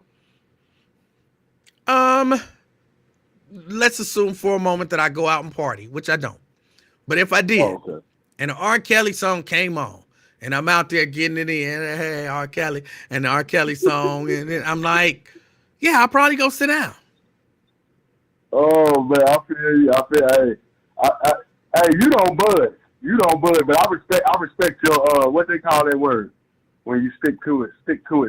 That's a good enough word right there. Yeah, you ain't budge. I ain't trying to get you to watch the NFL. That ain't about nothing. You know what I mean? That ain't about nothing, But I don't want you to get rid of music that changed, that was in your life. The song brings back the memory. Like you might just think you might have met your wife on the song. Oh, baby, that's our jam, baby. Here's what I'll tell you. The funny thing about it is, I've told the story. First date with my wife, I was singing "Feeling on Your Booty" just without, I wasn't really even thinking about it. We were shooting pool, and I don't know where I started singing "Feeling on Your Booty," but I still ain't listened to it in a while, in years. And what does that song mean to you? Feeling on Nothing. So that's what it means. It means when you hear that song now, you go back to the first day you met your wife. Ain't that? That's why he the baby making chronicle. No, that's what he did. No, I don't. Oh, you saying if it comes on you, that memory doesn't come back in your mind? No. Like, at least I'm not like, I don't need that song to come on. I don't listen to R. Kelly to remember stuff. I remember stuff, and if an R. Kelly song was playing, then I'm aware that an R. Kelly song was playing, but I'm not remembering it for the R. Kelly. Right. I understand. Because I'm a Luther Vandross fan. I listen to all of it. I can't do what you do, man. I'm not finna go after these guys for their career. I'm just gonna listen to, because I don't know most of these guys. I don't even know the music. Look at all the music we listen to. We don't even know, but it be our jam. And that's different. Years. Look, you don't know what you don't know, but once you know it, I think you're held accountable for it. And just remember, only reason I want to hold you accountable because you knew what that man was, and you try to let the media switch your mind with the Lifetime. Because before Lifetime shit came out, you was bumping that dude, and you knew what he was before then. I was out of order. Everybody was well, first, hold on, let me be honest. I wasn't sure. I had doubts. The video was grainy. You know what I'm saying? You never know. But eventually. What about Aaliyah? What was your thoughts on Aaliyah? I was never an Aaliyah fan, so I never really followed that whole thing. So I don't like, even now I know he married her, but I don't know how old she was or whatever. But the bottom line is now I know, and so now I feel like I'm holding myself accountable. But I will admit I was foul for a minute because I had an idea, but I was still like, hey, that remix to Ignition, you know what I'm saying? But hey, you get to a point where you like, I really shouldn't be supporting this guy. So, Like Chris Rock said, where we know what you look like, you're going to jail. And if you look at the case, basically they got him with that. It's a double jeopardy case. That's why the first girl from that trial testified at the new trial. All we want to know is why does new underage girls ain't testified? Is it any new underage girls? I don't know. But why are we talking about R. Kelly? Okay, I'm trying to get you back on the bandwagon. It's not gonna happen. It's not gonna happen. I feel you. I know you stick to your principles, man. I had to holler at you, man. You know your show be good as hell, man. I appreciate everything, man. Well, I appreciate you, sir. You're having a good New Year, though, right? Man, it's fucked up, but hey, I'm still alive, though. What's messed up about it? Even though that's not the word you used. Man, it's messed up, man. Just, when I got paralyzed in September, it been all over, man. September 2022, it's like I just been fighting this suicide demon. But then I can't do it. It's like, now I'm starting to hate myself because it's like I don't even have the courage to do that. You know what I mean? It's just, I never knew I you don't was. like living like this. I didn't know you were paralyzed. I'm sorry to hear that. Man, I got effed up, man. Man. I'm sorry to hear that. I had a bad time. No, it's cool, man. But like you said, it's just, you got to keep your faith and try to hope for the best. But then as you live and you see your life just going down, spiraling down. And you don't want to end your life because, like you said, you come from a good family and you don't want to do that to your family. But how much more can you take living? You can take a lot. But you won't have to take a lot because everything is about to get better. Okay, I'm going to take that. I'm going to take that and run with it. Everything about to get better. That's the name of R. Kelly new album. CK, I appreciate your call. All right, brother. All right. That was CK. I don't know why we were talking about R. Kelly. I don't know how we got on R. Kelly. But yeah, that I was talking about Hunter Biden. I promise I was talking about Hunter Biden. But yeah, that Hunter Biden was a smart move. And I think to be completely honest, to the people, like I would imagine Ron is Ron still on? Ron, what did you think about Hunter Biden's stunt? It was clearly just a stunt, but it was a good stunt. Ron, did it change your mind at all? Let me go to the phone. Key! Hey, what's going on, Emanuel? How are you? I'm fantastic, and you? All right. What's going on, everybody in the chat? What's going on, your Underwood? I'm here. Now, what's going on with CK? He talking about he paralyzed. The man paralyzed. I don't know. Well, no, because didn't he He tell us was- a story that he- he was driving on a truck and they threw a deer in there and like how is he? He apparently had an accident and he was paralyzed, I guess, for a time back in 2022. He's but he clearly ain't no not more. paralyzed now, but for a Oh. time, apparently he lost the movement or use of some portion of his body. Oh, okay. Okay, well, CK, don't be trying to, I'm saying, off yourself or whatever. Keep, like I be telling people, listen to Emanuel old tapes. Like, Emanuel, see, that's why you really got to title your videos like the Fifi and the Feces so he can go back and be cracking up to that and preoccupy his brain because he like your show. You know what I mean? I do. I know what you mean. Yeah, hey, Brenda Early. Hey, everybody in the chat. Hey, let's see, your brother, hey, Nathaniel Livingston, he be typing up some books of comments. Yeah, he do. He be typing a lot. 'Cause All while he back on driving. his phone. I don't understand how he does it while he's driving. Okay, well, be careful, Nathaniel Livingston. Pull over when you typing all that and stuff. Where are you driving to? I don't know. You Or sounded like Eddie Murphy when you said that. Oh, did I? What that? Refresh me. That Eddie Murphy joke about the gay people and he was driving and he thought it was the police behind him, but it was really just a gay dude on top of a car talking about pull over. Oh, okay, with the woo woo woo. Yes, Okay, yes. yeah, I get you. You a mess. Just the way you said pull over reminded me of that. That's it. Oh, okay. Okay. Well, everything good with you? Everything is all right. I mean, I got this little cough left over, but other than that, I'm good. Yeah, I know. So what was going on with you? Because you was talking about so you had everything. I had everything. Now keep it real. What did you have? You had Everything.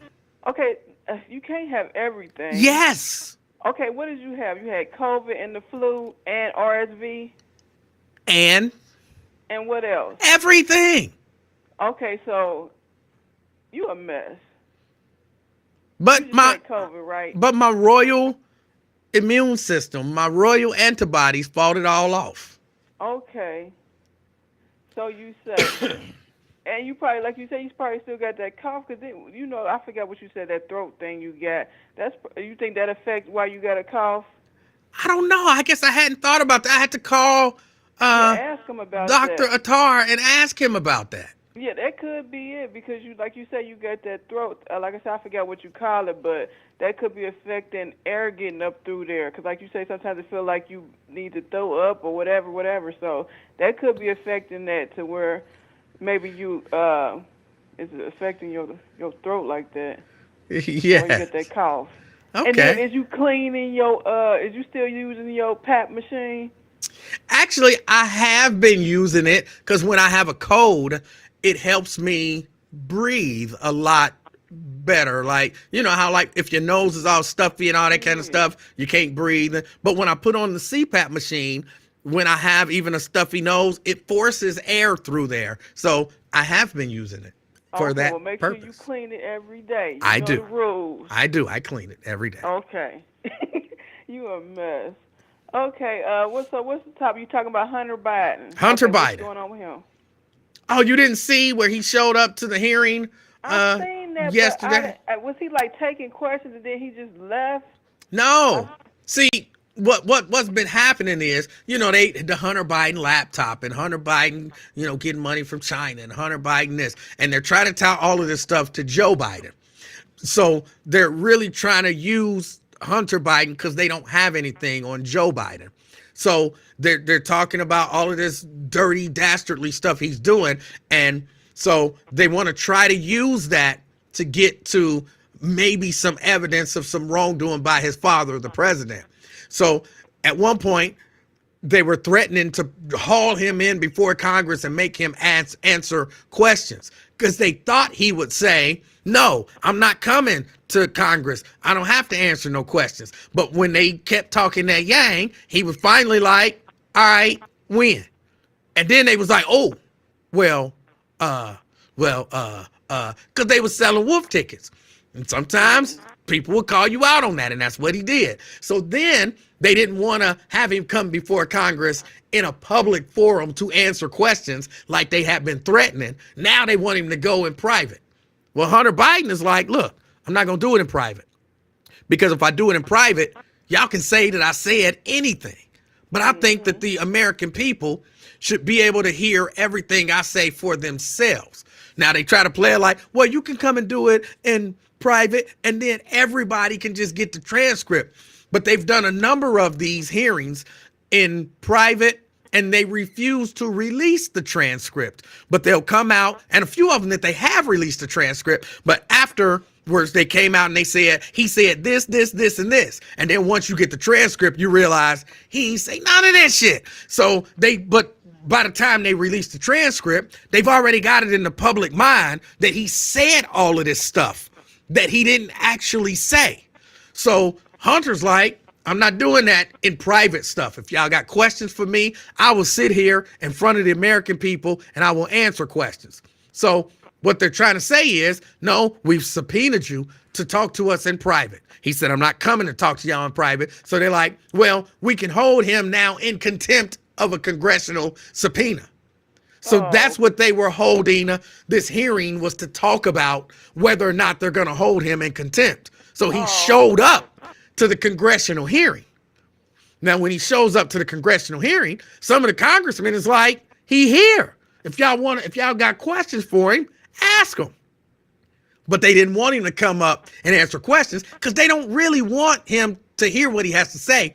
They just want to use him as a way to, they ain't even really trying to get the president. The truth is, they're not even really trying to get the president. They just want the kind of specter of impeachment hanging over the president's head so that once Donald Trump becomes the nominee, well, you know, he got all of these charges and indictments and court dates. So crime is hanging over his head. So they just want that same thing hanging over Biden's head, whether they got evidence of it or not. They want it hanging there so people look at it like, well, he might be a criminal, but he might be a criminal too. So Hunter like, I'm not playing into that. If y'all want to ask me some questions, ask me in public. But they don't want that because then I think we would all find out they can't tie Joe Biden to anything. So that's the whole story.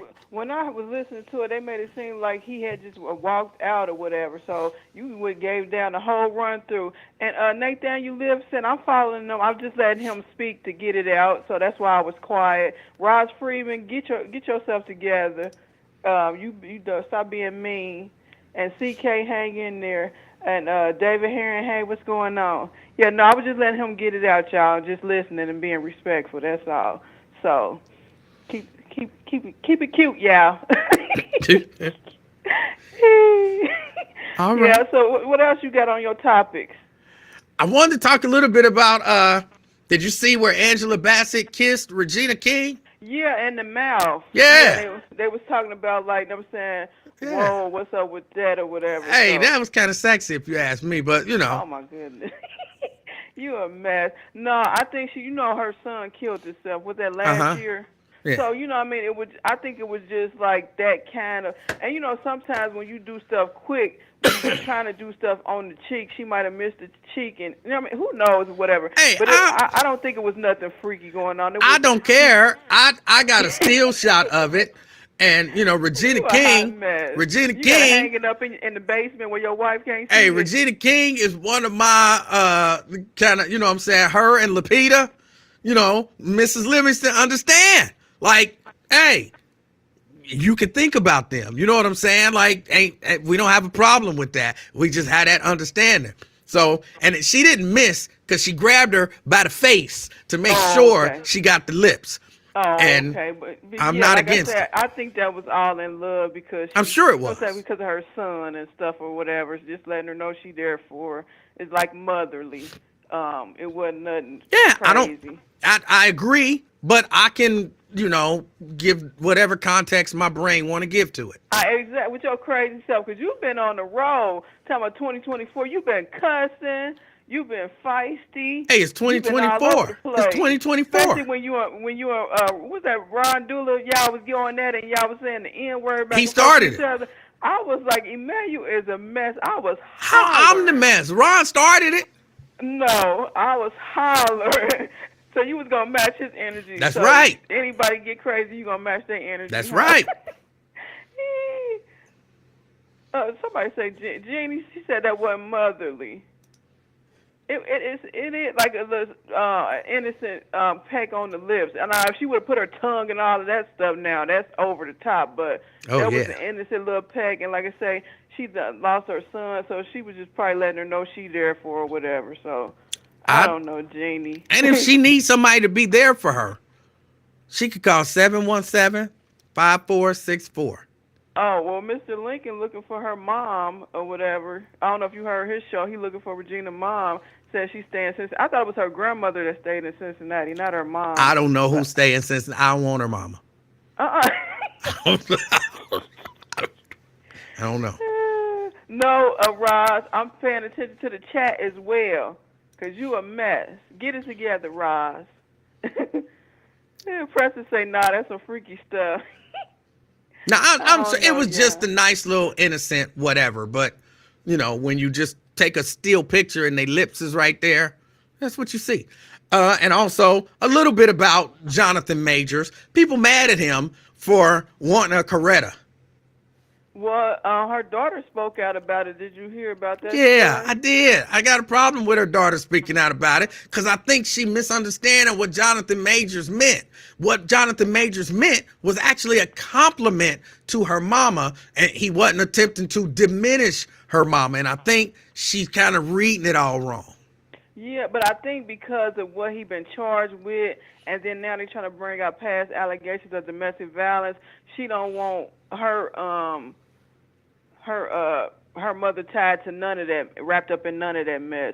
You know what I mean? Even if that was a positive, what he was saying, his whole, I guess, the reason behind it, and then just like how he was talking on that tape with the girlfriend, it was just like everybody probably thought he was like manipulative and gaslighting and all that other stuff. I don't see a problem with a man who's trying to elevate, saying, you know what I'm saying? I need somebody who gonna be down with me. Because when you think about Coretta Scott, or at least when some of us think about Coretta Scott King, we think about, you know, Martin Luther King and everything that he had to do and he had to go through and allegations levied against him and all that kind of stuff. We don't know what happened in the background, but we know we never heard Coretta say a bad thing about him.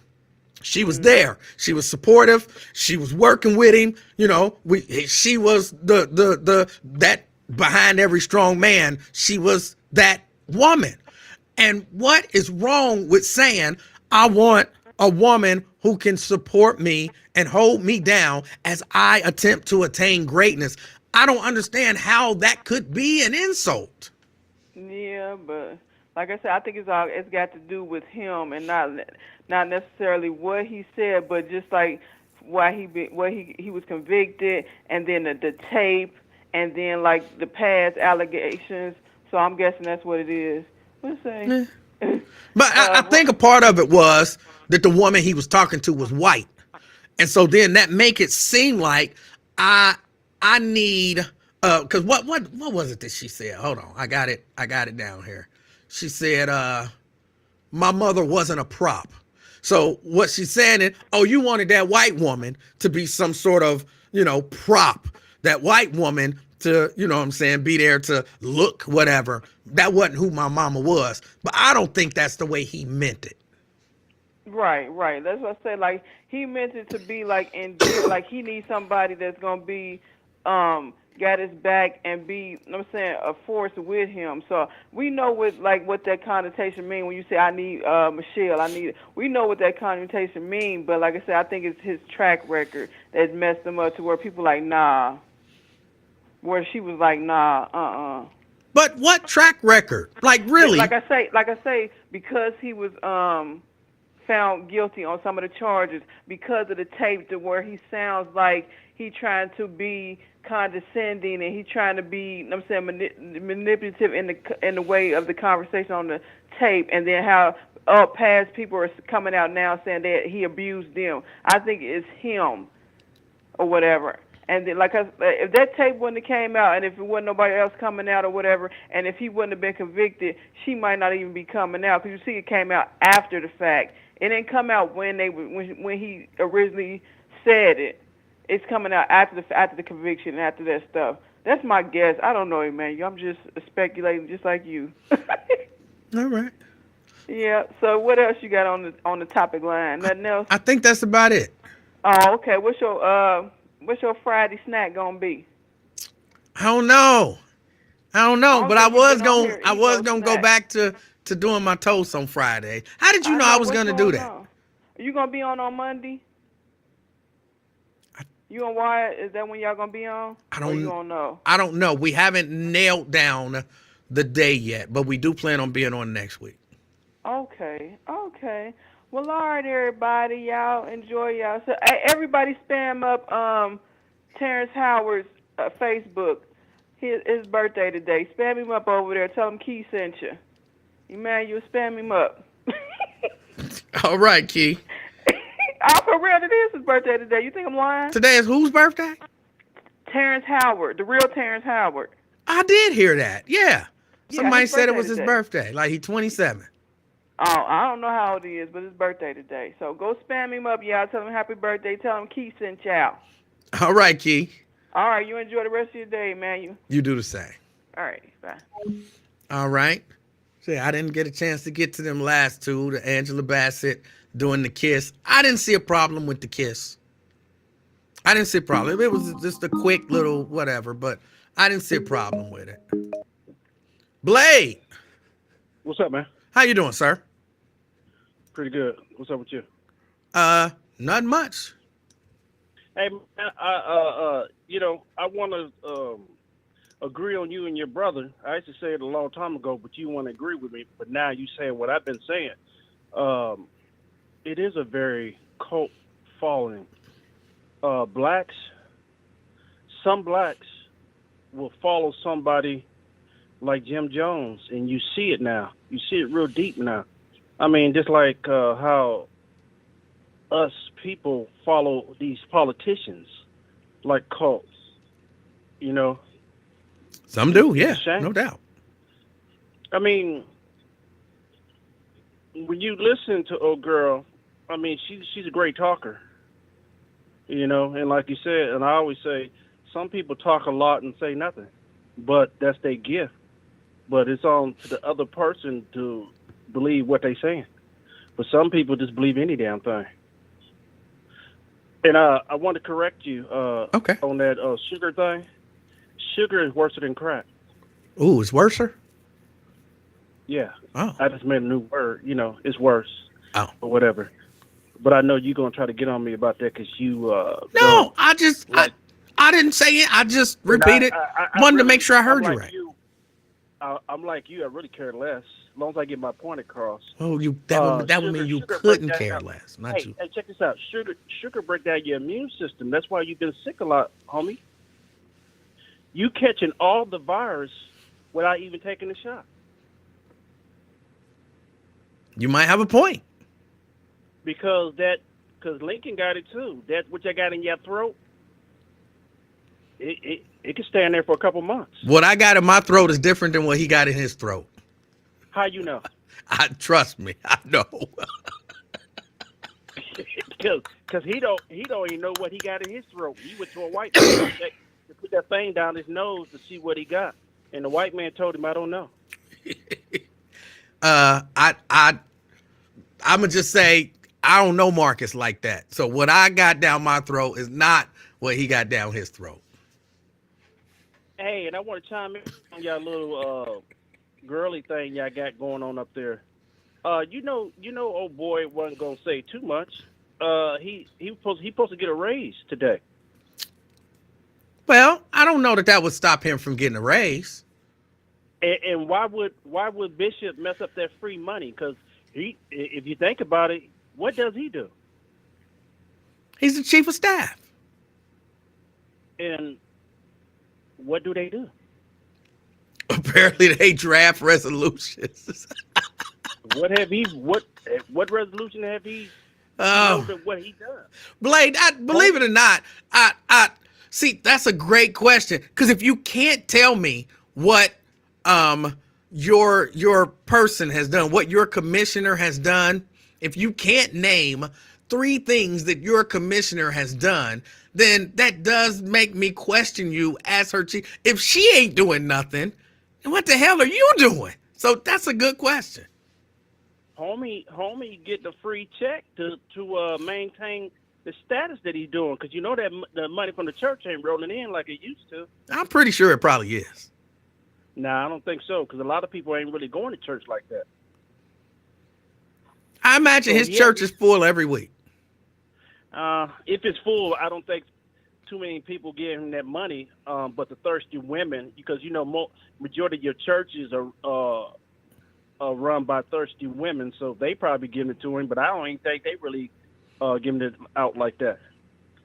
Well, look, Because I'm not anti-Bishop Hilton. I thought, that was a relatively poor performance on the Lincoln Ware show today. But I'm not anti-Bishop Hilton.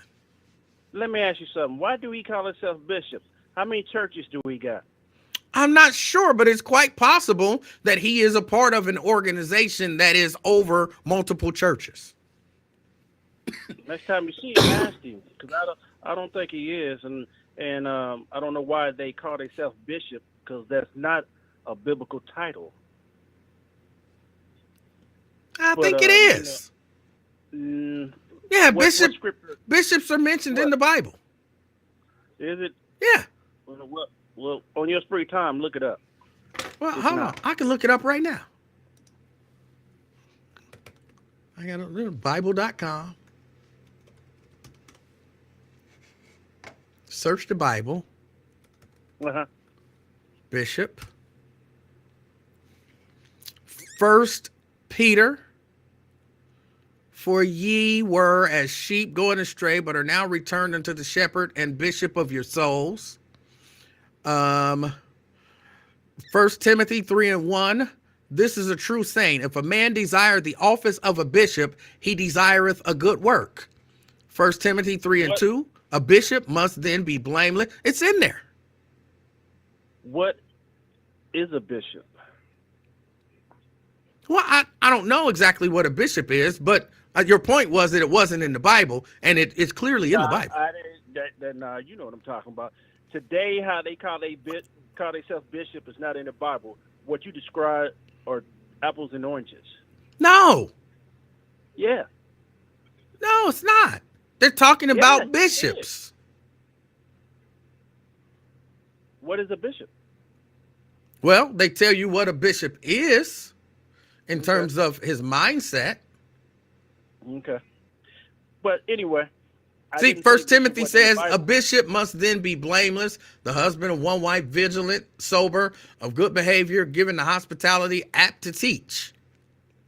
Bishops must be blameless as the steward of God, not self-willed, not soon angry, not given to wine, no striker, nor given to filthy lucre. You got me. But anyway, hey, did you see when Lincoln went to commercial, did you see them arguing? I didn't. You need to go back and check that out, because he had I thought they was going to fight, because he acted like he wanted to fight Lincoln. Yeah, I didn't see that. I was a little busy when they were on the break. I was really I was listening, but not able to have my full attention on the screen. Yeah, they to me, to me, they're like they was arguing about something. But yeah, this right here, man, I think it's deeper than what y'all talking about, and it's gonna get real. It's gonna get real ugly, because the one lady, she don't back down on anything, and she likes to be out there in the front. So I don't know, man. And I think that was old girl to call. It did. It sounded like her to me. Yeah. when your brother called, she called in and said a couple things. That I think that was her. All right. Okay, then, man. Have a good one. Hey, Blade, you do the same. Thank you. All right. That was Blade. Hey, y'all, my time is up. I got to get out of here. I got stuff to do. I don't know why I said it like that. I don't, no idea. I appreciate y'all hanging out with me. Oh no, let me change this. I appreciate y'all hanging out with me. Hopefully everybody had a good time. I'm hoping for the best for everybody in every situation. Hoping for the best for everybody in every situation. I think it's, honestly, I do. I think it's jealousy on both sides in the Alicia Reese, Stephanie Summerall Dumas thing. I think it's, I just think Hilton could have, he's sick. He should just stay home. Let Stephanie come in. Nah, Stephanie would have been, Lincoln would have ate her up. Lincoln would have ate her up. Because he's not there to be objective. He is there to defend Alicia Reese because he is loyal like that. And I'm not saying that is a bad thing.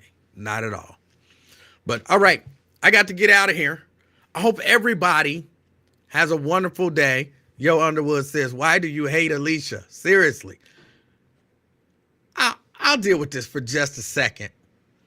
Yo Underwood and anybody else. Nat, I've seen you say it a few times. What have I said that was negative about Alicia? What have I said that was negative about Alicia? Anybody can answer. Anybody. That's that blind loyalty stuff. I don't have that. I don't have that.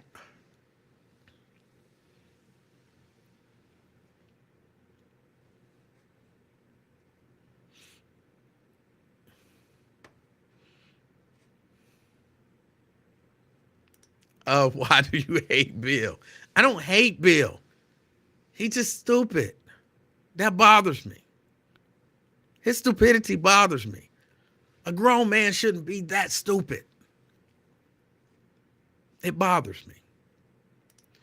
Yo says, you really seem like you mocking her and being disrespectful. I did mock her at the beginning of the show, talking about her giving the candy to the kid.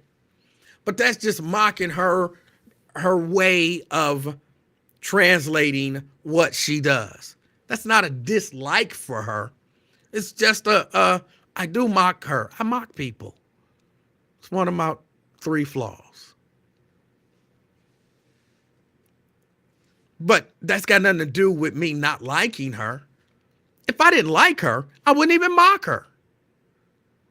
You don't really hear me mock people that I genuinely don't like. I just say I don't like them. You never heard me mock, what's her name? Tracy Ellis Ross. I just say she looked like Big Bird. But I don't really mock her. You know, I saved that for people that I like.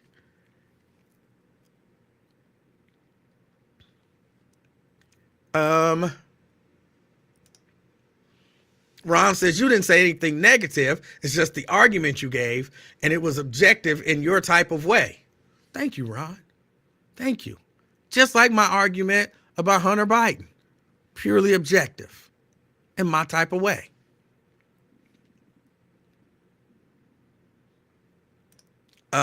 Ross says, you mad? You ain't on the Walk of Fame. If I were on the Walk of Fame, it would have no credibility. No credibility.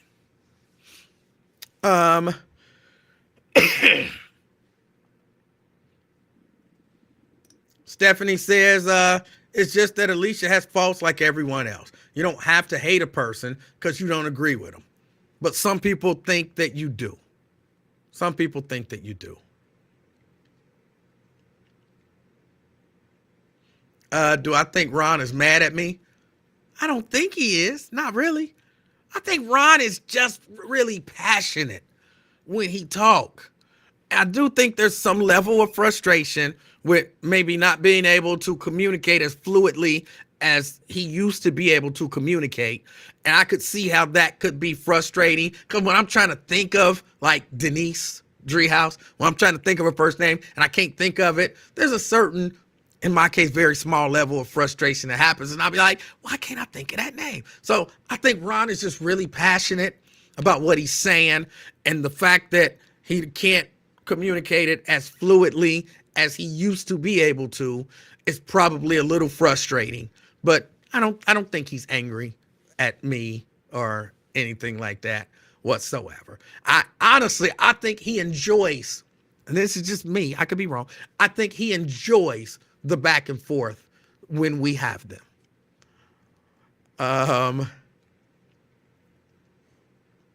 Cindy says, I don't think he is stupid, but I think he's slow and drunk. No, I think he's stupid. I think he's stupid. Maybe, hold on, let me see. What's the definition of stupid? Because I want to be correct.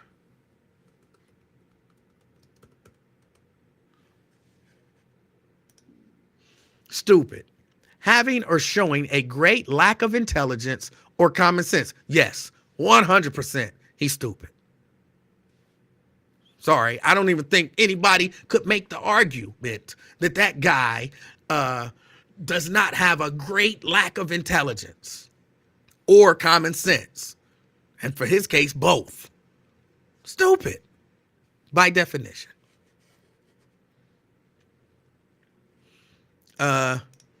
David says, cut out the mockery. Yo says, I'm just answering questions now. Yo says, do you agree that old folks not liking to pass the torch?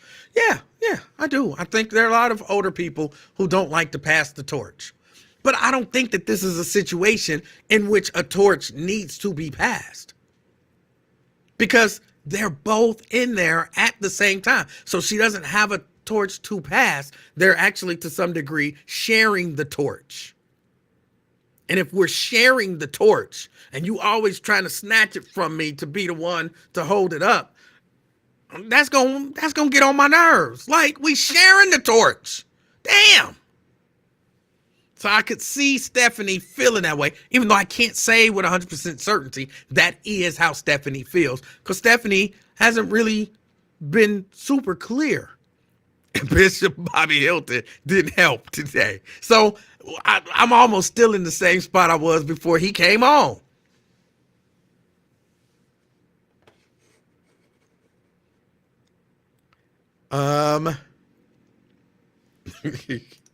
When will the Color Rhythm be nominated to Cincinnati Black Musical Walker of Fame? I might start the Black Musical Walker of Fame, and then Color Rhythm will be the first group inducted. Oh boy. Any politician who doesn't speak up for his or herself deserves to be raked over the coals. I don't know about that. I don't know if you deserve to be raked over the coals, but you get what you get. The fact that your own chief of staff could only come up with 2 accomplishments is a problem. That's a problem. That's not Alicia Reese's fault. That's not Alicia Reese's fault. He came in unprepared, and there's really no excuse for that. None. Ron says he's not mad. I'm exactly right. Leonard says arrogant, excitable, self-loving. I'm not sure what you're describing, Leonard. I guess I missed the beginning of that. If you could clear that up for me, I would appreciate it.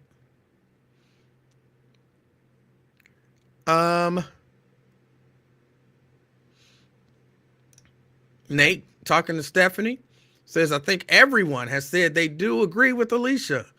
They just acknowledge that she sometimes goes overboard. Like when she says she risked her life to get the relief bus, and what she really did was ride on an airplane. Every time you get on an airplane, you are risking your life. Oh, so that might not have been an exaggeration. Oh boy, that is funny.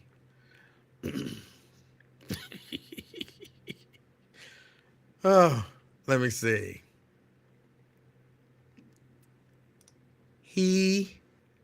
Why donuts hate kittens so. Yo, I don't know what that means. Can y'all try to ask questions that make sense? Oh, please try to make sense. Oh boy.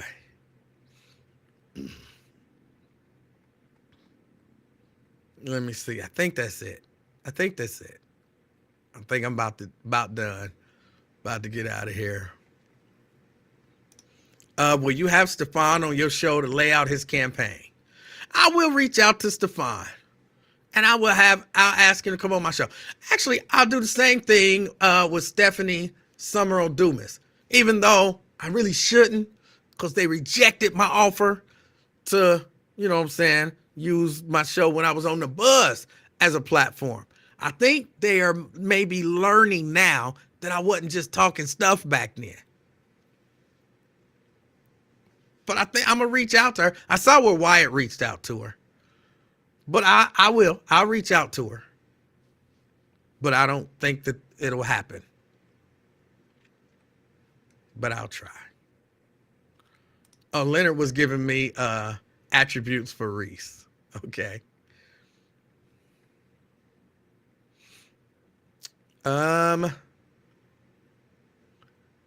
E, be the bigger man with Stephanie's campaign. Look, if she comes on, all I'm gonna do, my questions ain't no secret. My questions is the questions that everybody want to know. And I think everybody want to know why. Why did you abstain? You told us why you abstained. But why do you feel that way? And is there anything in particular that County Commissioner Alicia Reese has done for those feelings to rise up inside of you? And if so, tell us what they are.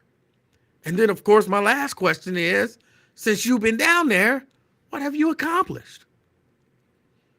What would you say you've accomplished since you've been down there? Simple questions. That's it. So if she come on, I ain't got no secret hidden, gotcha. You know what I'm saying? I don't have any of those. You said you feel a certain way, and you said it's some stuff that we don't know. What don't we know that maybe we should know? Who's done something to you? Or what has been done and or said to you to make you feel that way? But people are acting like she said. Like she brought up God and she said God. She never said God appeared to me in a burning wig. And God told me personally that Alicia Reese was the devil. She didn't say that. She didn't say that. I was walking out of the county building, and it was a car on fire, and I heard my name, Stephanie. And I walked over there, and it was the Lord God himself. And he told me, don't vote for that damn Alicia Reese. She never said that. That would be a good story. But she didn't say that. So, yeah, people making too much of the God piece. I prayed, and after I prayed, I felt like this is what I had to do. See? That don't mean God told you nothing. All right, y'all. Got to get out of here. I do appreciate y'all hanging out with me. I guess I have every intention on being back tomorrow. So until then,